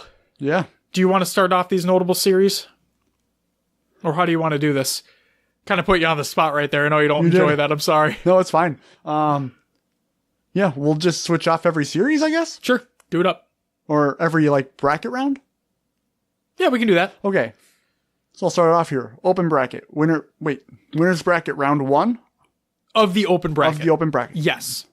Okay, I understand. Bracket links will be included in the show notes. You can take a look for yourself, but yes, this is the winner's bracket round 1 of the open bracket. All right, so we had Horus Esports versus our town. The series score was 3-2, so a close one going to our town. Congratulations. Will, I know I do this all the time to you, and I apologize, but I also want to make this point clear too. Unfortunately, we don't have stats for these games. And that's, I also want to say that is nothing against Halo Data Hive whatsoever. We usually go to that amazing individual for the stats. There were some gamer tag issues and whatnot. Oh. So he was just unable to get them because they just didn't have consistency in gamer tags and whatnot. Oh, that's unfortunate. It's very unfortunate. But shout out to you nonetheless for providing everything else you did. Yeah.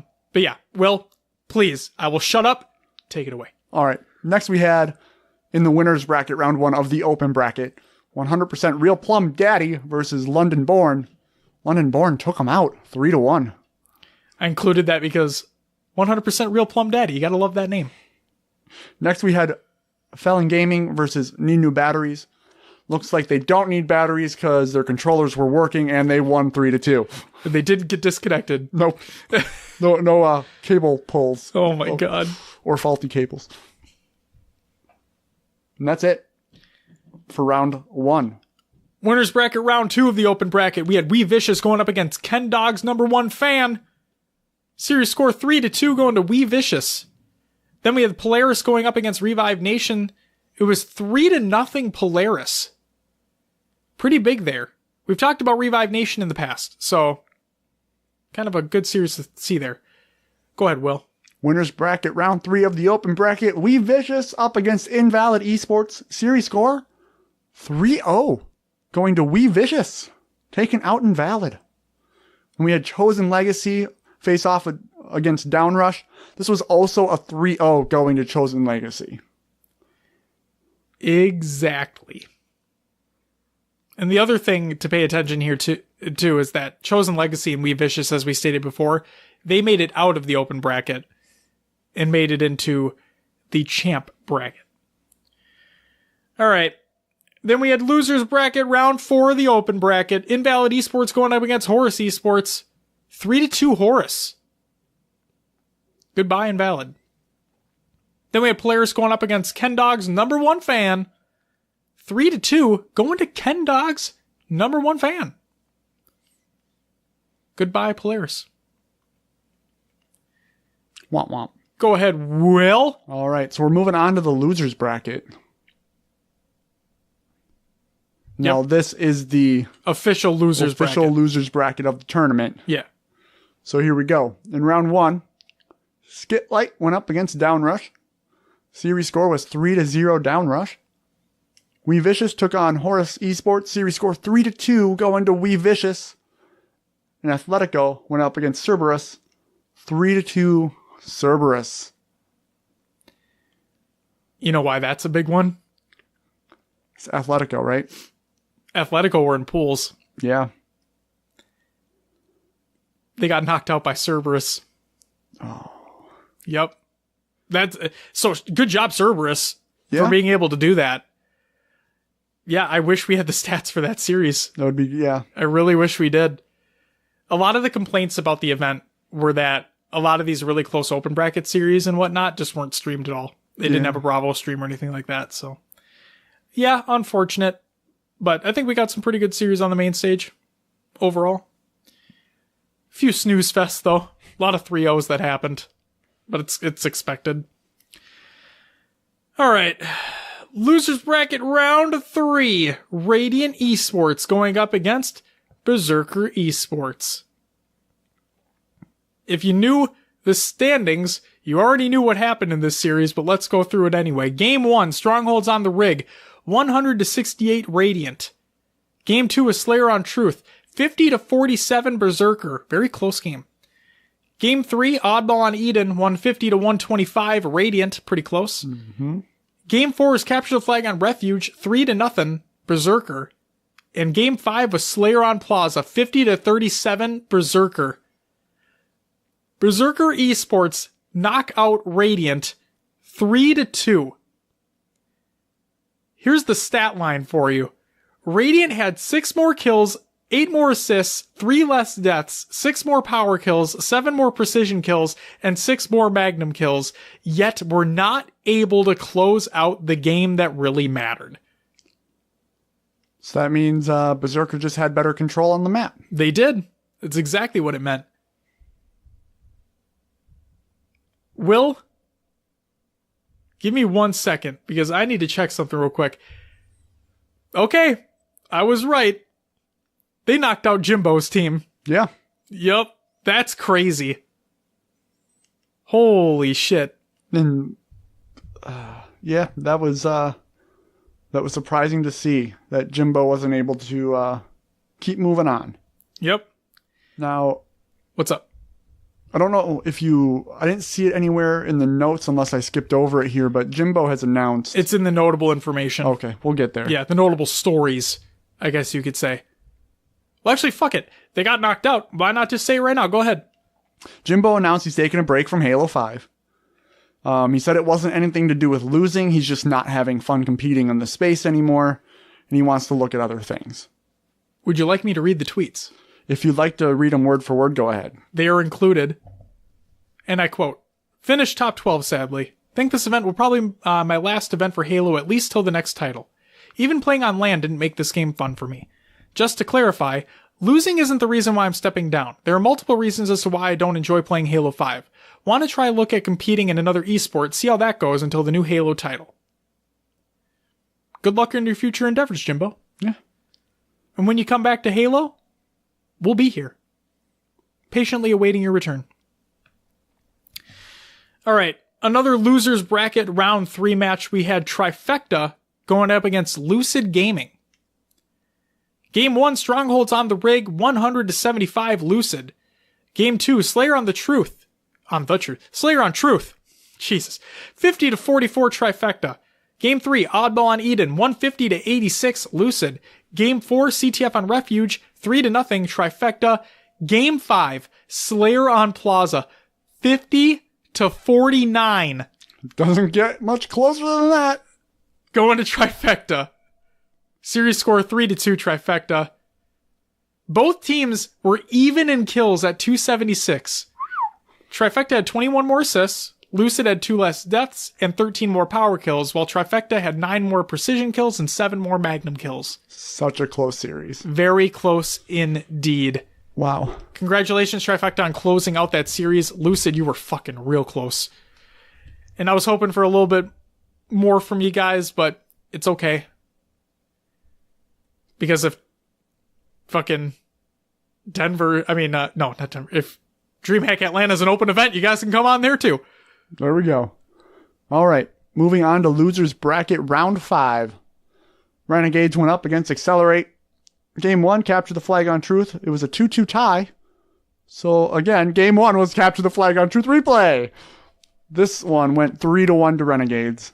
Game 2, Slayer on Coliseum, 50-43 going to Accelerate.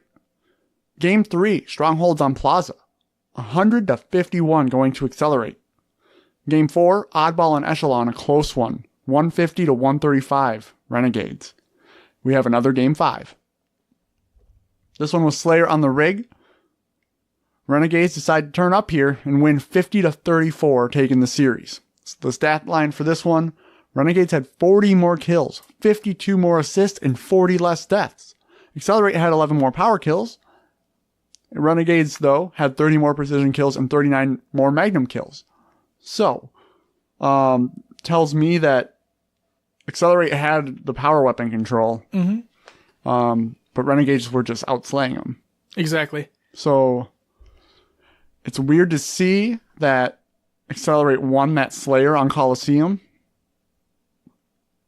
Understandable why they won that Strongholds on Plaza. Mm-hmm. And yeah, it's just a crazy series. So notice how that was a loser's bracket match? Yeah. What's even worse is how Renegades got sent to the loser's bracket. And we're going to get into that very shortly. But if that series would have gone differently, Accelerate wouldn't have been knocked out, and they would have gotten a potential better placing. So right, and it came to a game 5. There you go. It did indeed. They have the potential. I'm excited to see for Atlanta. Next up, the winner's bracket. Winner's bracket round 2. Splice went up against Reciprocity. Game 1.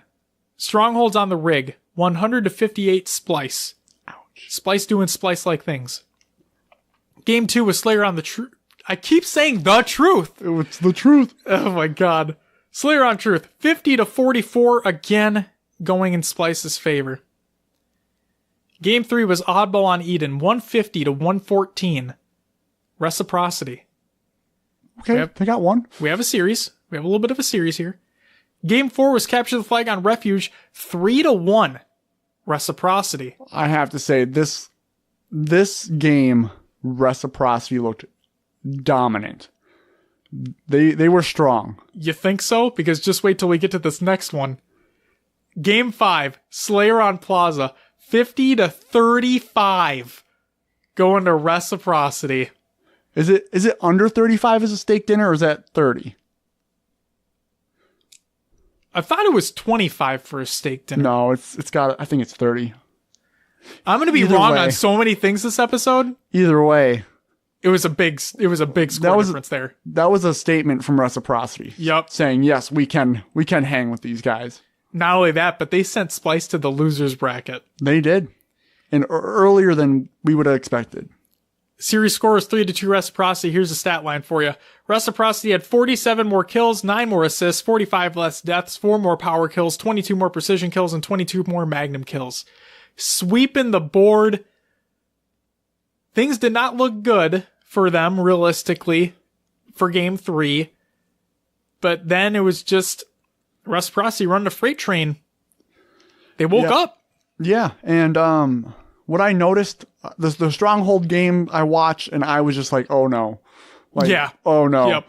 Game 2, they put up more of a fight. And I noticed this is when Reciprocity started to, they were using bait and switch a lot better. They were team shotting a lot better. They would have, so they were kind of almost using the splice thing where they had double setup. And being very aggressive. Yes, they were. Thing, yep. So that's the point I was getting to here is, go ahead. So 2 players against Reciprocity going up against 2 against Splice. What I saw happening, and this was, I think mostly on Eden, that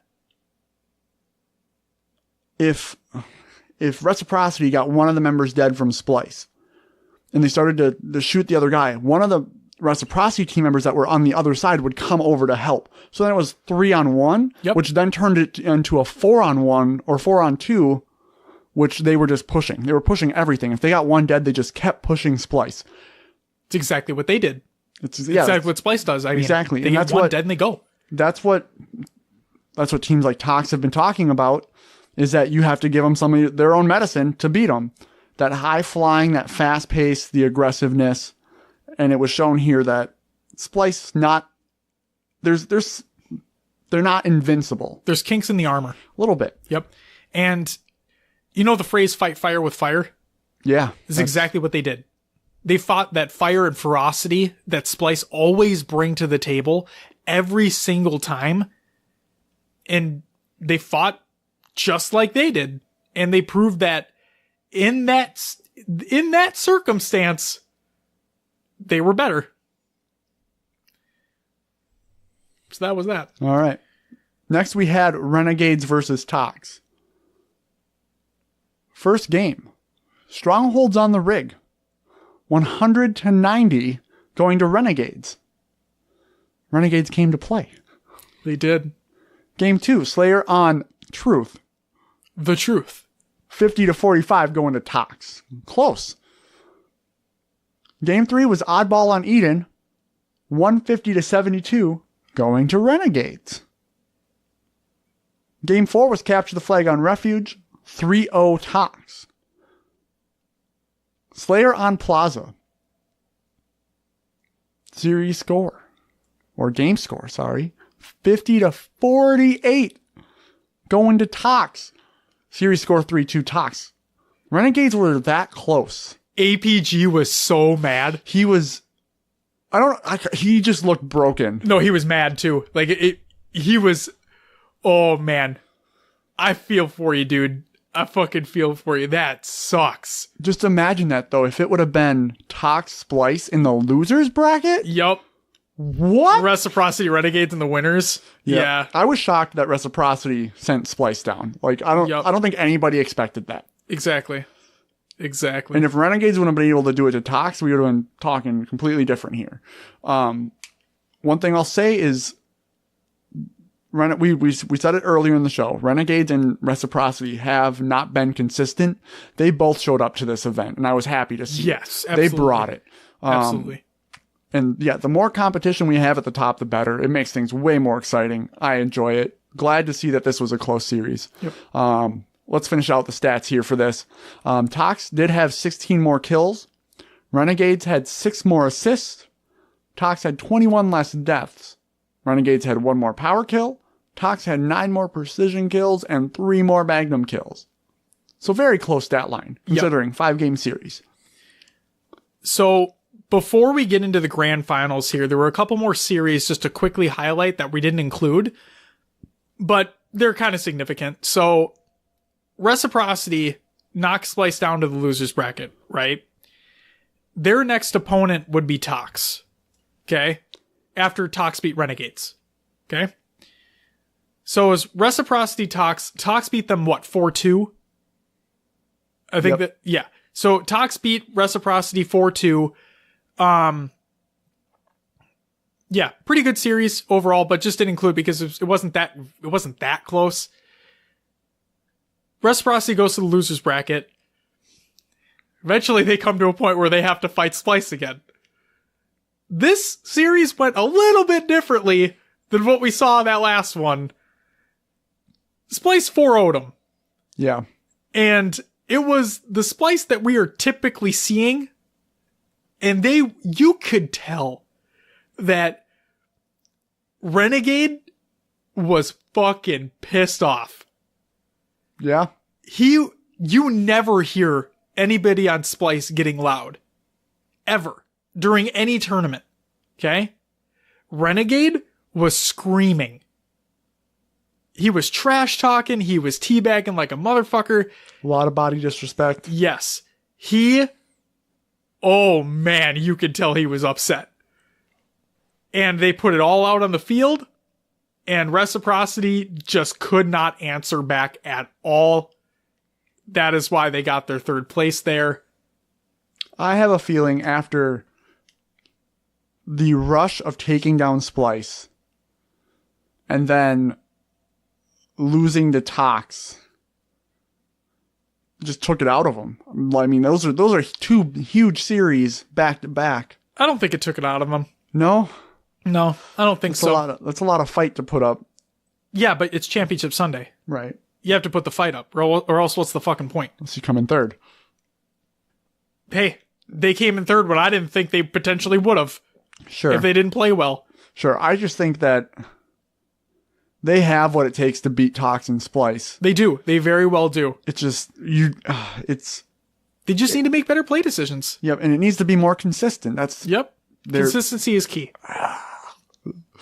I want it too. I get it. All right. It's very unfortunate. Josh, take the grand finals away here. Well, I'm going to take the first series because you're going to take the second one. So, first up, Tox went up against Splice in what happened to be 2 best of 7s because we already know. Game 1 of the first series. CTF on Truth. 3-1 Splice. Game 2. Slayer on Plaza. 50-47. Close game. Splice. Can you tell where this is going? Game 3, Strongholds on the Rig, 100-38, Splice.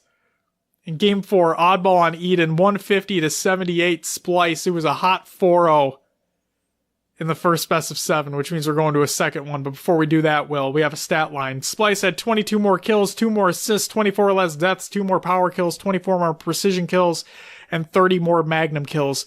It was a hot, juicy, fast 4-0. They came to fight. Will, what happened in that second best of 7, though? All right. So, second best of 7. Splice is looking hot. They're mad. They're furious. They want to take this thing home. But Tox says, no. Here we go. Game 1. Says, no, here we go. Strongholds on Plaza. 100-85 going to Tox. Game 2, Slayer on Coliseum. 50-49. Going to Tox. Game 3, Oddball on Fisher. 150-130. Again, going to Tox. Game 4, Capture the Flag on Refuge. 3-1. Going to Tox. Tox wins 4-0 and takes home that trophy. They 4-0'd Splice. They did. In a grand final. In a second best of 7. It's the same thing Splice did to them at the previous tournament where Tox came out of the losers bracket, 4-0'd Splice, So we knew it was possible. Yep. But then Splice turned up. They flipped the script on him here. Remember how all the time we talk about talks just flipping the switch? Yeah. Like you lose a game and you're like, oh fuck, what? We lose? We don't lose games. And then they just come back and win the whole thing. It's like that's what happened, but with a whole fucking series. Yeah. They lose a whole series. They're like, wait a second. We were here first. We were here first. No! Flip the switch and then just fucking drive them into the ground. Well, those games were close, to be honest. There was one really close game in there. Yeah. That's Slayer. Really close to Slayer. The 100 to 85. I mean, if you cap one other stronghold at the end there and flip it and you hold it, I mean, that's... And the oddball was close too. Oddball, 130 to 150. That's 20 seconds of ball time. Exactly. That's one less person dying on your team and being able to escape with the ball once. Very true. So, really close. Yep. The stats for this, Tox had 48 more kills, 39 more assists, 47 less deaths, 12 more power kills, 27 more precision kills, and 19 more magnum kills. They brought it in the end. Boom shakalaka. They take home the prize. They do. It feels so good having somebody else there. Besides Splice. Yes. See, the funny thing is we talked about how good it would feel to not have CLG or Optic Gaming there. Yeah, and I feel like an asshole now. A little bit. Well, it's the fact that Splice, we've always talked about how we wanted, like, we felt like Splice hasn't, like, they never came in, they didn't have to work for it, they were just there. Now, we don't know what they did behind the scenes. Obviously, they have immense skill and a lot of talent. You look like you have something to say. We do have behind the scenes information now as to what they do. So, Onset, love you. Hopefully you reply to my DM. No, but seriously, he did an interview with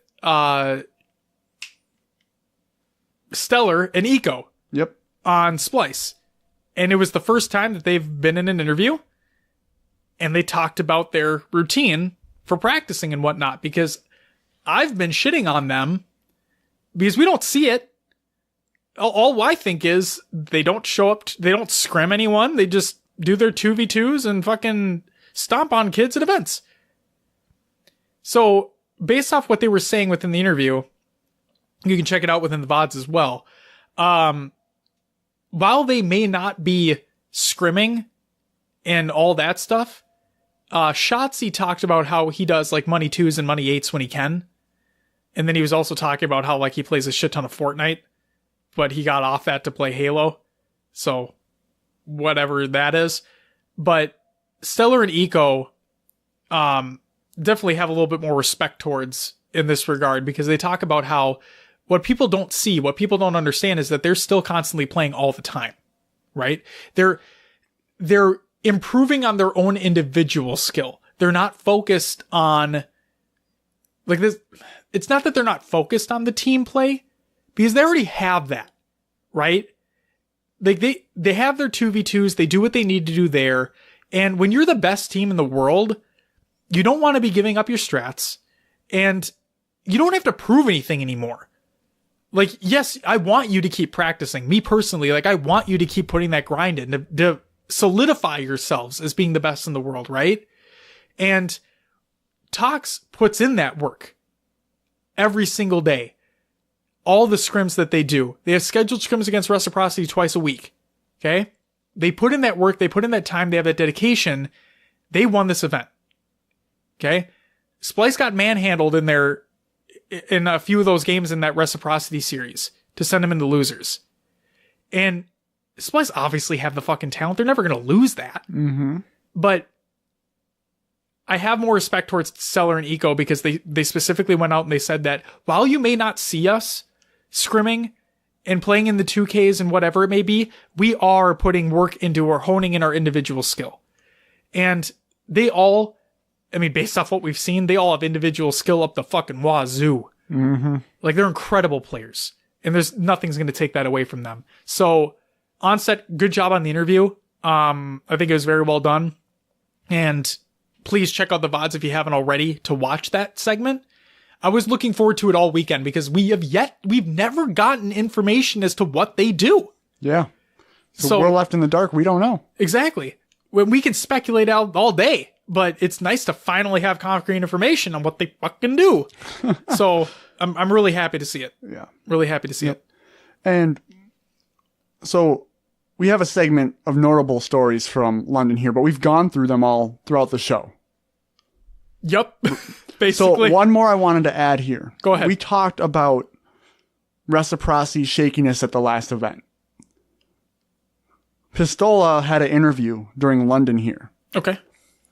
He mentioned, which we did not know, two members of, he didn't say who, two members of reciprocity during the last event in NOLA had food poisoning, and one was also sick. He didn't say with what illness. So that's three members battling something during Saturday. Fuck. That we did not know about. We didn't know. So. They looked fine. They looked fine. Apparently there was some stuff going on. Obviously they didn't play fine. No. So which explains everything. That could be why they didn't play to their full potential. Yep. Granted, we have seen them be shaky in scrims up to this event, so I don't want to. The fact they didn't even break top 6 at that event, that was fucked up. Yep. So you don't see that. They're definitely a top. I would say if it depends on who turns up that day. They're a top 3-4 team. Yes, they still are. Yeah. Now here's the thing though: they've basically solidified themselves as a top 3 team. Maybe not 3-4, but they're right there. They're right there. Right. Well, you also have to look that Renegades almost beat Tox. Yeah, they played lights out too. Like I feel like anything I'm going to say right now is going to sound like a detriment to other teams, but that's not what I'm trying to get across here. Like, I'm very proud of what Reciprocity did, and I'm very proud of what Renegades did as well.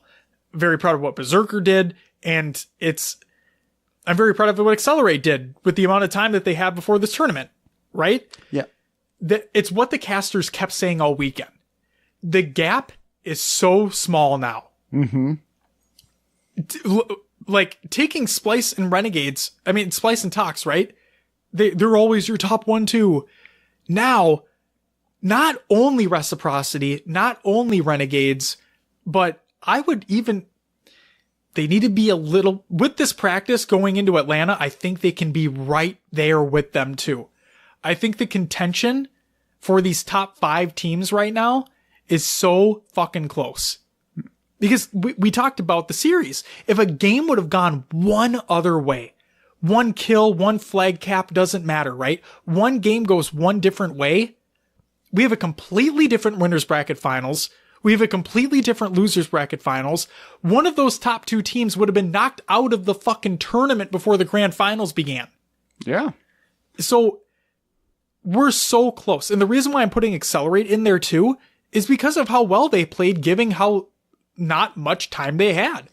They have the opportunity to keep practicing, keep getting better together. Exactly. Keep improving themselves to reach that level before the next event. And I believe it can happen. I think that contention for the top 5 teams is going to be very small going into Atlanta. And while I wish it would have happened earlier in Halo 5's life cycle, because at the beginning of Halo 5, it was CLG, and that was, you would think Allegiance was up there. Thank God I remember their name again.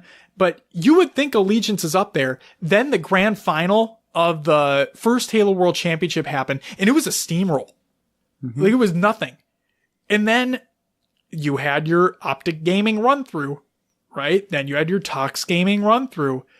Then Splice came in out of fucking what looked like nowhere, right? And started dominating again. We're damn near, this very well could be the last Halo 5 tournament, major tournament that happens in Halo 5's life cycle. And we finally have all this competition for these top 5 teams. I'm excited, and man, I'm so glad these teams brought a lot of fire in this tournament. It felt so good to see. No, I agree. It was great. It was great. Any other thoughts on the series? Anything else you want to add before we move on to our community thoughts? Are we going to go over the stats? Like the notable stats from Halo Data Hive? We can. Bring up the link, Will. I did not see that little tab there. sorry. It's okay. I'm here with you. We got it open. Alrighty. Will. Yes, sir. We just going back and forth on this? Sure. All right. Start us off, because I think we always end with my favorite one. Okay, deaths per game. Trippy with a 9.30. Saiyan with a 9.89. Snipe Down with a 9.93. Royal 2 with a 10.1. Pistola with a 10.19. Notice the top 4 die in the least, or top 5, all reciprocity, 1 tox. We then had Shooter with a 11.2, L-Town with 11.4, Contra with an 11.4, Deadeye Fred with 11.6. Now these last two, they only played 6 games throughout the tournament, so that's why you're showing them. I'm gonna, and Censure was on there as well, only 6 games with an 11.8. Shout out to Halo Data High for including the amount of games that each person played this time. This is the first time we've seen that. Yep, I really like that. Yes, because we've talked about it before at other major tournaments where the issue has been we don't know how much they played. Or we look down the list and we're like, oh, we have players in here from teams that were just in the open bracket and that was it. So of course the stats are going to be skewed. Hell yeah. Yeah. I think Halo Data Hive, if you're listening, if you still listen here, if there's a way to put like a game cap, like must have completed X amount of games for this stat page, that way you could filter out the possible outliers. That's what anyway, go ahead, Josh. No, it's a good suggestion. There you go. Assists per game, APG with a 12.4, Penguin with 11.9, Mickwin with an 11.8, 11.48, my bad. Lethal, 11.3, Boobo Doobu, 10.7, Bullet, 10.6, Shotsy, 10.5, Jimbo, 10.5, Neptune, 10.3, Riots, 10.2. Renegades coming in strong with the assists. Good teamwork. All 4 of them were on there. Here we go. Kills per game. First, Mickwin with a 15.7. Lunny with a 15.4. Neptune with a 15.45. Penguin with a 15.3. Tapping Buttons with a 15.2. Frosty with a 14.9. Arctic with a 14.8. Boo Boo Doobu with a 14.7. Kimbo with a 14.6. And Stellar with a 14.36. Again, congrats to Renegades on this. Really fucking holding those stats. That's awesome. Highest KDA. Royal 2 with a 2.3, Saiyan 2.2, Snipe Down 2.2, Trippy 2.1, Penguin 2.1, Mickwin 2.1, Shotsy 2.0, Pistola 2.0, APG 2.0, and Shooter 1.9. Crazy to see all of Reciprocity on this list again. Yep. And then Renegades and Royal 2 just killing it with the 2.35. All right. Highest KD. Royal 2 again, 1.42. Snipe Down, 1.41. Saiyan, 1.30. Trippy, 1.23. Frosty with a 1.21. Mickwin with a 1.21. Shooter with the 1.21. Shotsy with a 1.19. Penguin with the 1.18. And Kimbo with the 1.17. Again, reciprocity on that list. Highest damage per game. May surprise you a little bit. Mickwin, 2,624. Boo Boo Doobu, 2,538. Arctic, 2,506. Lunny, 2,493. Ace, 2,480. Jimbo, 2,447. Tapping Buttons, 2,445. Demon D, 2,436. Penguin, 2,411. And Shotsy, 2,392. All of Accelerate were on this list. Only one member of Splice. I'm wondering if this is showing teams that aren't working together well. Because if individual players are having high game damages, it might not be spread out. Not cleaning up players, stuff like that. Does that make sense? Or is that just... Am I reaching? Am I reaching there? Maybe. I see where you're coming from. But the fact that everyone on Accelerate was putting up that high of numbers... Sure. How do they not go farther? I like the consistency in damage. Yeah. But you're right. It's like it didn't translate into map wins, which would then give them a higher placing overall. Yep. It's not saying they place badly here because they place really well considering what they've gone through. Right. No, I agree. But yeah, the fact that they're all there, but at the same time, they all only played 22 games apiece.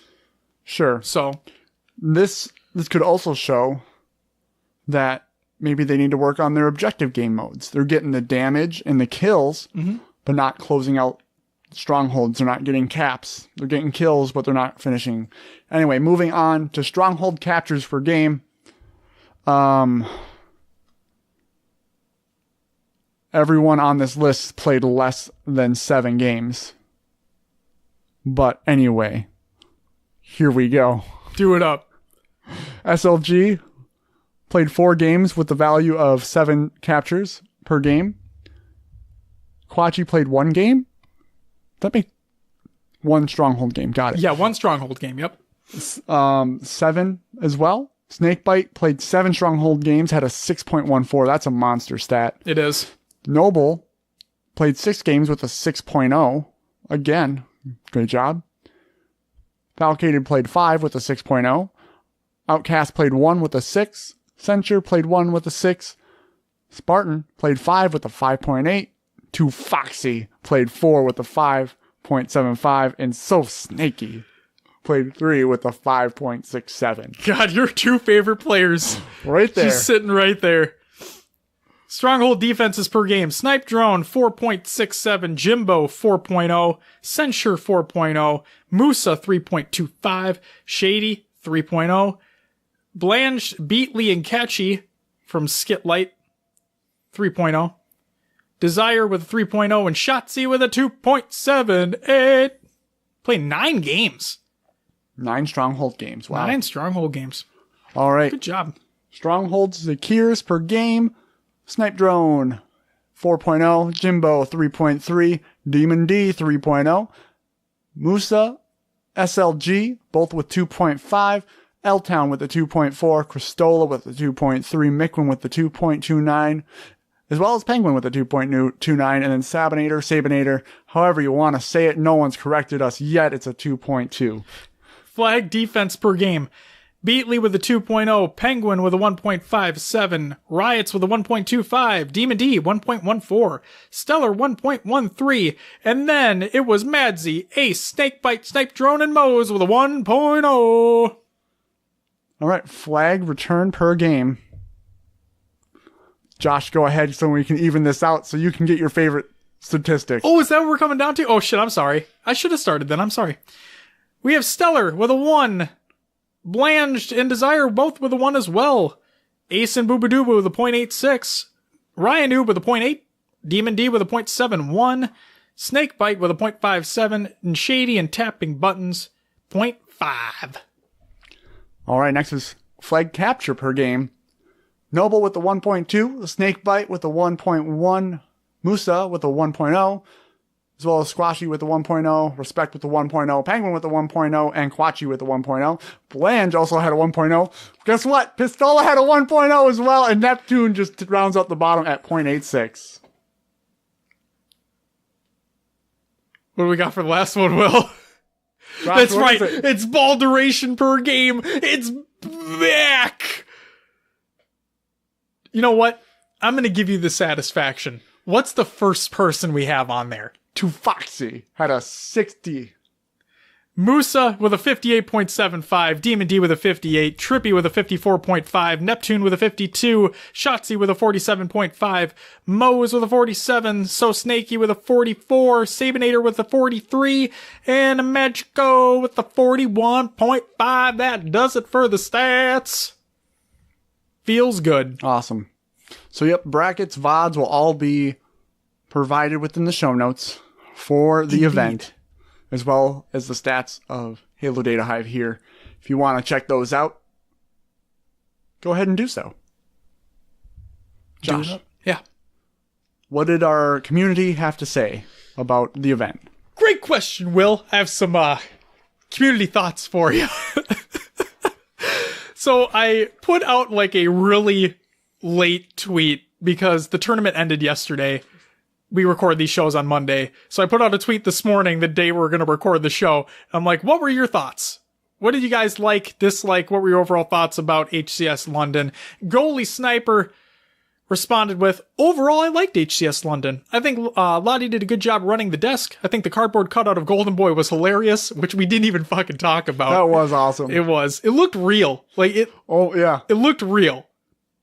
The series, for the most part, went as expected. Lots of 3-0s, a few exciting game 5s. I was going reciprocity, so seeing them take down Splice was awesome. Their Sunday wasn't so good. They're so close to being on par with Tox and Splice, but they just keep misplaying objective, I find. But it was an exciting tournament.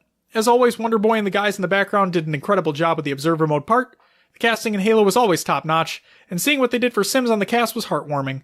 It got me excited for Dreamhack. Can't wait to see how Splice answers dropping a tournament, and see how Tox does with defending a title once again, and how all the other teams improve over the next few months through an even harder grind. Real question here, though. I know you guys had Spitball doing like an Xbox Live party chat viewing party. If you end up doing that, it'd be awesome. Have some people to talk to between the games about all the big moments that always happen. I would say not when the games are at 6 a.m. our time. Granted, I did wake up on Sunday to watch everything. Yeah. And I was dead fucking tired.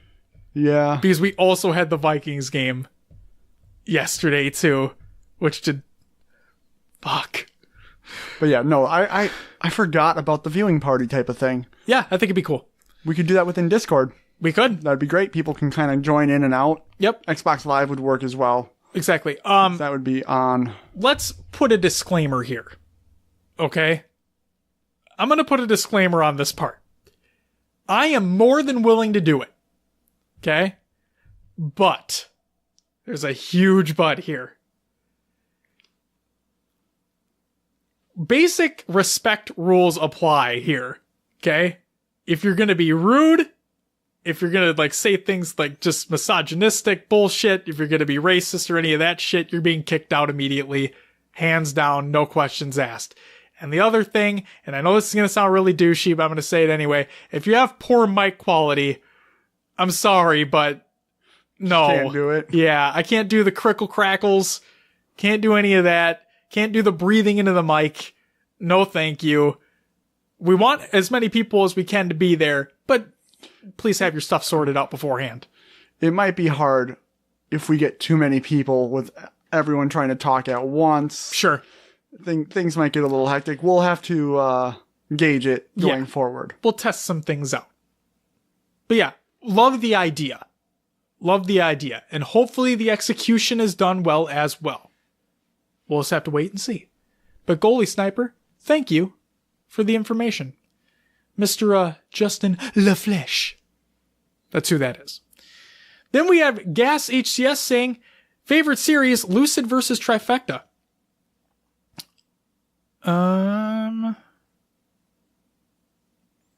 Sorry, I was just making sure I wasn't missing anything.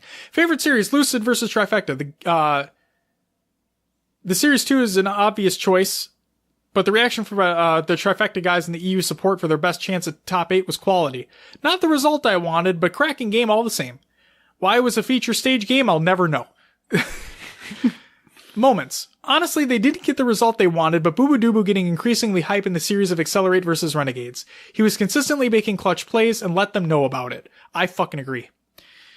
Mikwin and Penguin reminded everyone that they are top tier players. I think Mikwin went 16-6 the first map against Splice in losers semis. Insane performances all around. And finally, Frosting giving one of the best individual games I've ever seen in Refuge CTF versus Splice also. Frosty plays out of his goddamn mind this tournament.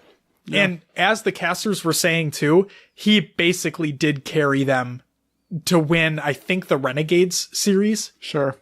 That kid is unfucking believably talented. I do have one thing with Frosty. Go for it. The designer clothes on stage, man. Just wear your fucking jersey. Come on. Be part of the team. It bugs me that he's mismatching. And he's... Oh my god! I was not expecting this at all. This just goes to show you we don't try it. What the fuck am I trying to say? We don't rehearse any of this. No. We have our show notes in front of us and we just go. They're more like they're notes, they're guidelines. They're structures. It's structured. They're guidelines. We don't stay within the guidelines. Well, we talk about the thing, and then we go from there. Like yeah, Frosty, great player. I don't understand the fashion choices. That is amazing. Oh my god, that was fucking funny. The other thing is, you ever notice his emblem in game? It's different than the rest of the team. Never matches the rest of the team. It's like he's got to stand out. He's the young gun. He's the rebellious one. I gotta be my own person. Nah. Frosty, we're not trying to throw shade at you, man. You're good, dude. You're good. Yeah. Inhuman states, favorite series, Reciprocity versus Splice, Saturday and Sunday. It was interesting to see the major contrast in both teams between the two series on both days. Players, Snakebite was popping off all weekend, didn't get nearly enough attention. In the moment, Renegade taking the L. Oh, did you see his face after that second best of 7 in the grand finals? Oh, he just looked like, fuck me, man. It was amazing. Oh, Inhuman, you fucking hit the nail on the head. Then we have Jim and Efantis. I apologize if I mispronounce your last name, my man. Jim says, I love the video wall. I also love the post-game breakdown with each of the players. It was a great show. Only drawback, the cut back to the desk with Lottie and the boys seemed to drag on a bit too much. The vignettes, riding bikes, eating wings, were all great fillers. There you go. And, Will, I'm setting the iPad down. I'm grabbing my phone because we have a new one that came in as we're recording the episode. So get ready. It comes from our boy, Mark Owns Your Face. He doesn't own my face, though. Mark Francis states, Frosty sniping on Refuge to close out the series against Splice. Big plays. Huge! That's what the tweet says. All right. Yeah. Well, yeah, that Refuge game he was on fire. He really was. Like I said. Fire. Frosty had fucking played out of his goddamn mind. It was crazy. All right. Oh, Will. How about some shoutouts? First and foremost, we have a couple community members to shout out. First being Moses. You know, we may not agree eye to eye on everything, all right? But I gotta respect you, man. Thank you for providing the show times for the broadcasts in multiple different time zones. As you always do, you're very consistent. We always say consistency is key. You're great. We love you. Also, shout out to Halo Data Hive. Where would we be without you? Nowhere. That's going to be the answer to that question. So thank you for everything that you do as well. Thank you for continually keeping the site updated. I know you made jokes today. You got your jokes on Twitter. I saw you. I replied to you. Did you see that tweet? I did not. He said he was gonna, so Moses, well, fucking speaking about him, he puts out a tweet saying this many days, with a countdown, this many days until, the end of like the Halo 5 HCS career, right? Oh, yeah. Or whatever. Halo Data Hive replied back with that many days until, like, I stopped working on the site. And I'm like, what the fuck are you talking about? What? And he's like, it was a joke. And hopefully, he says there's an API for Halo Infinite, in which case I hope you never fucking scare me like that again. Also, big shout out to every HCS, London. Thank you. Oh boy, it would have been fucking terrible. This is why I got you. This is why you got me. You got my back, Will. The HCS London casters, analysts, and observers. We have Gaskin, Bravo, Strongside, Onset, Lottie, Elamite, Walshy, Sims, Golden Boy, In Spirit, and Wonder Boy. Go ahead and check out their Twitters that I'll include in the show notes as well. And a bigger shout out to Onset specifically for providing a separate shout out video containing even more shout outs. There you go. We'll include a link to it. No, in all seriousness, he goes into much more detail about people who worked behind the scenes, gave more recognition to those who deserve it that we just don't know personally, and so on and so forth. So please go check out that video. And just all in all, like to wrap up the London post show, right? It was an incredible event. You guys did an amazing job. Yeah, people were complaining about series that weren't shown and whatnot, but realistically, it was very well done. Production value was off the charts. The event was beautiful. The venue was beautiful. that screen that you guys had to show out specific plays and whatnot was awesome. You guys had separate interviews set up. You had the wing challenge. It was so well put together. It felt so much better than a lot of the other North American events that we have, right? Yeah, I can agree with that. See, and I had to turn off Twitch chat because everyone was like, "Oh, this wing thing's so stupid. Just get to the gameplay." The fact is it takes time to set up those players on the stage to get ready to play, to load them in, load up their profiles, get everything ready to go. I'd rather be watching a wing challenge with interview questions than 15 minutes of ads. 15 minutes of more ads. I really appreciated the production they put in here. The value they put into this. It was great. I really enjoyed it. Yes, indeed. You know what? I never have Twitch chat open. Usually on any stream. Except if it's like vetoed or trunks or anything like that. But I usually just hide it. Because people are rude. I'm there to watch a fucking game being played. And yeah. In other words, be nice. Be nice in the Twitch chat. I know you won't. And there are people that are. But more people, be nice. Will. Go. Yep. Any closing thoughts on London overall before we close the curtain and move on? So let's just kind of recap here. Go for it. We saw Reciprocity put up a strong fight against Splice, only to be taken down by them later. They did. Renegade showed up and decided that they were going to put their bid in to be in that top 3 spot. They gave Tox a run for their money. They did indeed. We saw Splice and Tox go at it again in the finals, but this time Tox came out on top. Finally, someone dethroned Splice. We'll see what happens next event. Like we just said, production value was great. Casting was great. Wonder Boy did a great job spectating. The observer mode. In observer mode, yes, that's what I meant. Yep. There was a few times the casters were like, "Oh, was Invis picked up or was this?" And he would find it and it would be shown on stream. My favorite though was when someone got shit on bottom mid on the rig and the body was like flipped over backwards, like hanging, and they showed it. Yep. They just sat on it for a little while. Yeah. Oh, it was great. But yeah, this was a really good event. It really was. I think this was top notch compared to what we've seen in the past. And it's Gfinity. It wasn't even an MLG tournament. Correct. So MLG, man. But we've been saying from the get-go how gorgeous that Gfinity arena is. Oh yes, it's great. All the time. A couple other things I wanted to hit on real quick. Bouncing off what you said, I think that this kind of revitalized and like reinvigorated these players in a sense, considering how close this is now, how close the competition is now. I could definitely see these teams going out and practicing a lot more, getting that grind in, and really wanting to solidify themselves as a true Halo 5 champion before the game disappears from the competitive scene. A couple other things to state.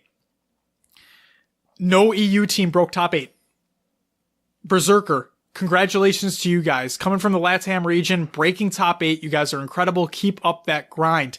EU teams, keep up that grind as well. We want to see you in those spots. Atletico, really unfortunate to see them not break through either. And if I'm not mistaken, not even top 12. So, a team that was guaranteed a pool spot didn't make top 12. That's scary. That's scary. Hopefully they're able to bounce back from it. And because we know they have some skill as well there, they can do some big things. Yeah, I think that's all I got to. All right. And the curtains close on HCS London 2018. But we move on towards maybe an even brighter horizon in HCS Atlanta for a different show. Will, how about some community creations? Go for it. As always, you should be checking out Meme Monday on Reddit. It's great. Always great stuff over there. It is. And then we're also including a HCS London top 5 plays video produced by Halo. that Halo Twitter. I believe it was posted at. Yeah. So go check that out. Pretty cool. And then, Will. Yeah. One more thing. You're asking more of me here? I know. I'm so sorry. But you know what? We've had a lot of great discussion. But it's time to shelve that shit. Because it's time for you to plug the show.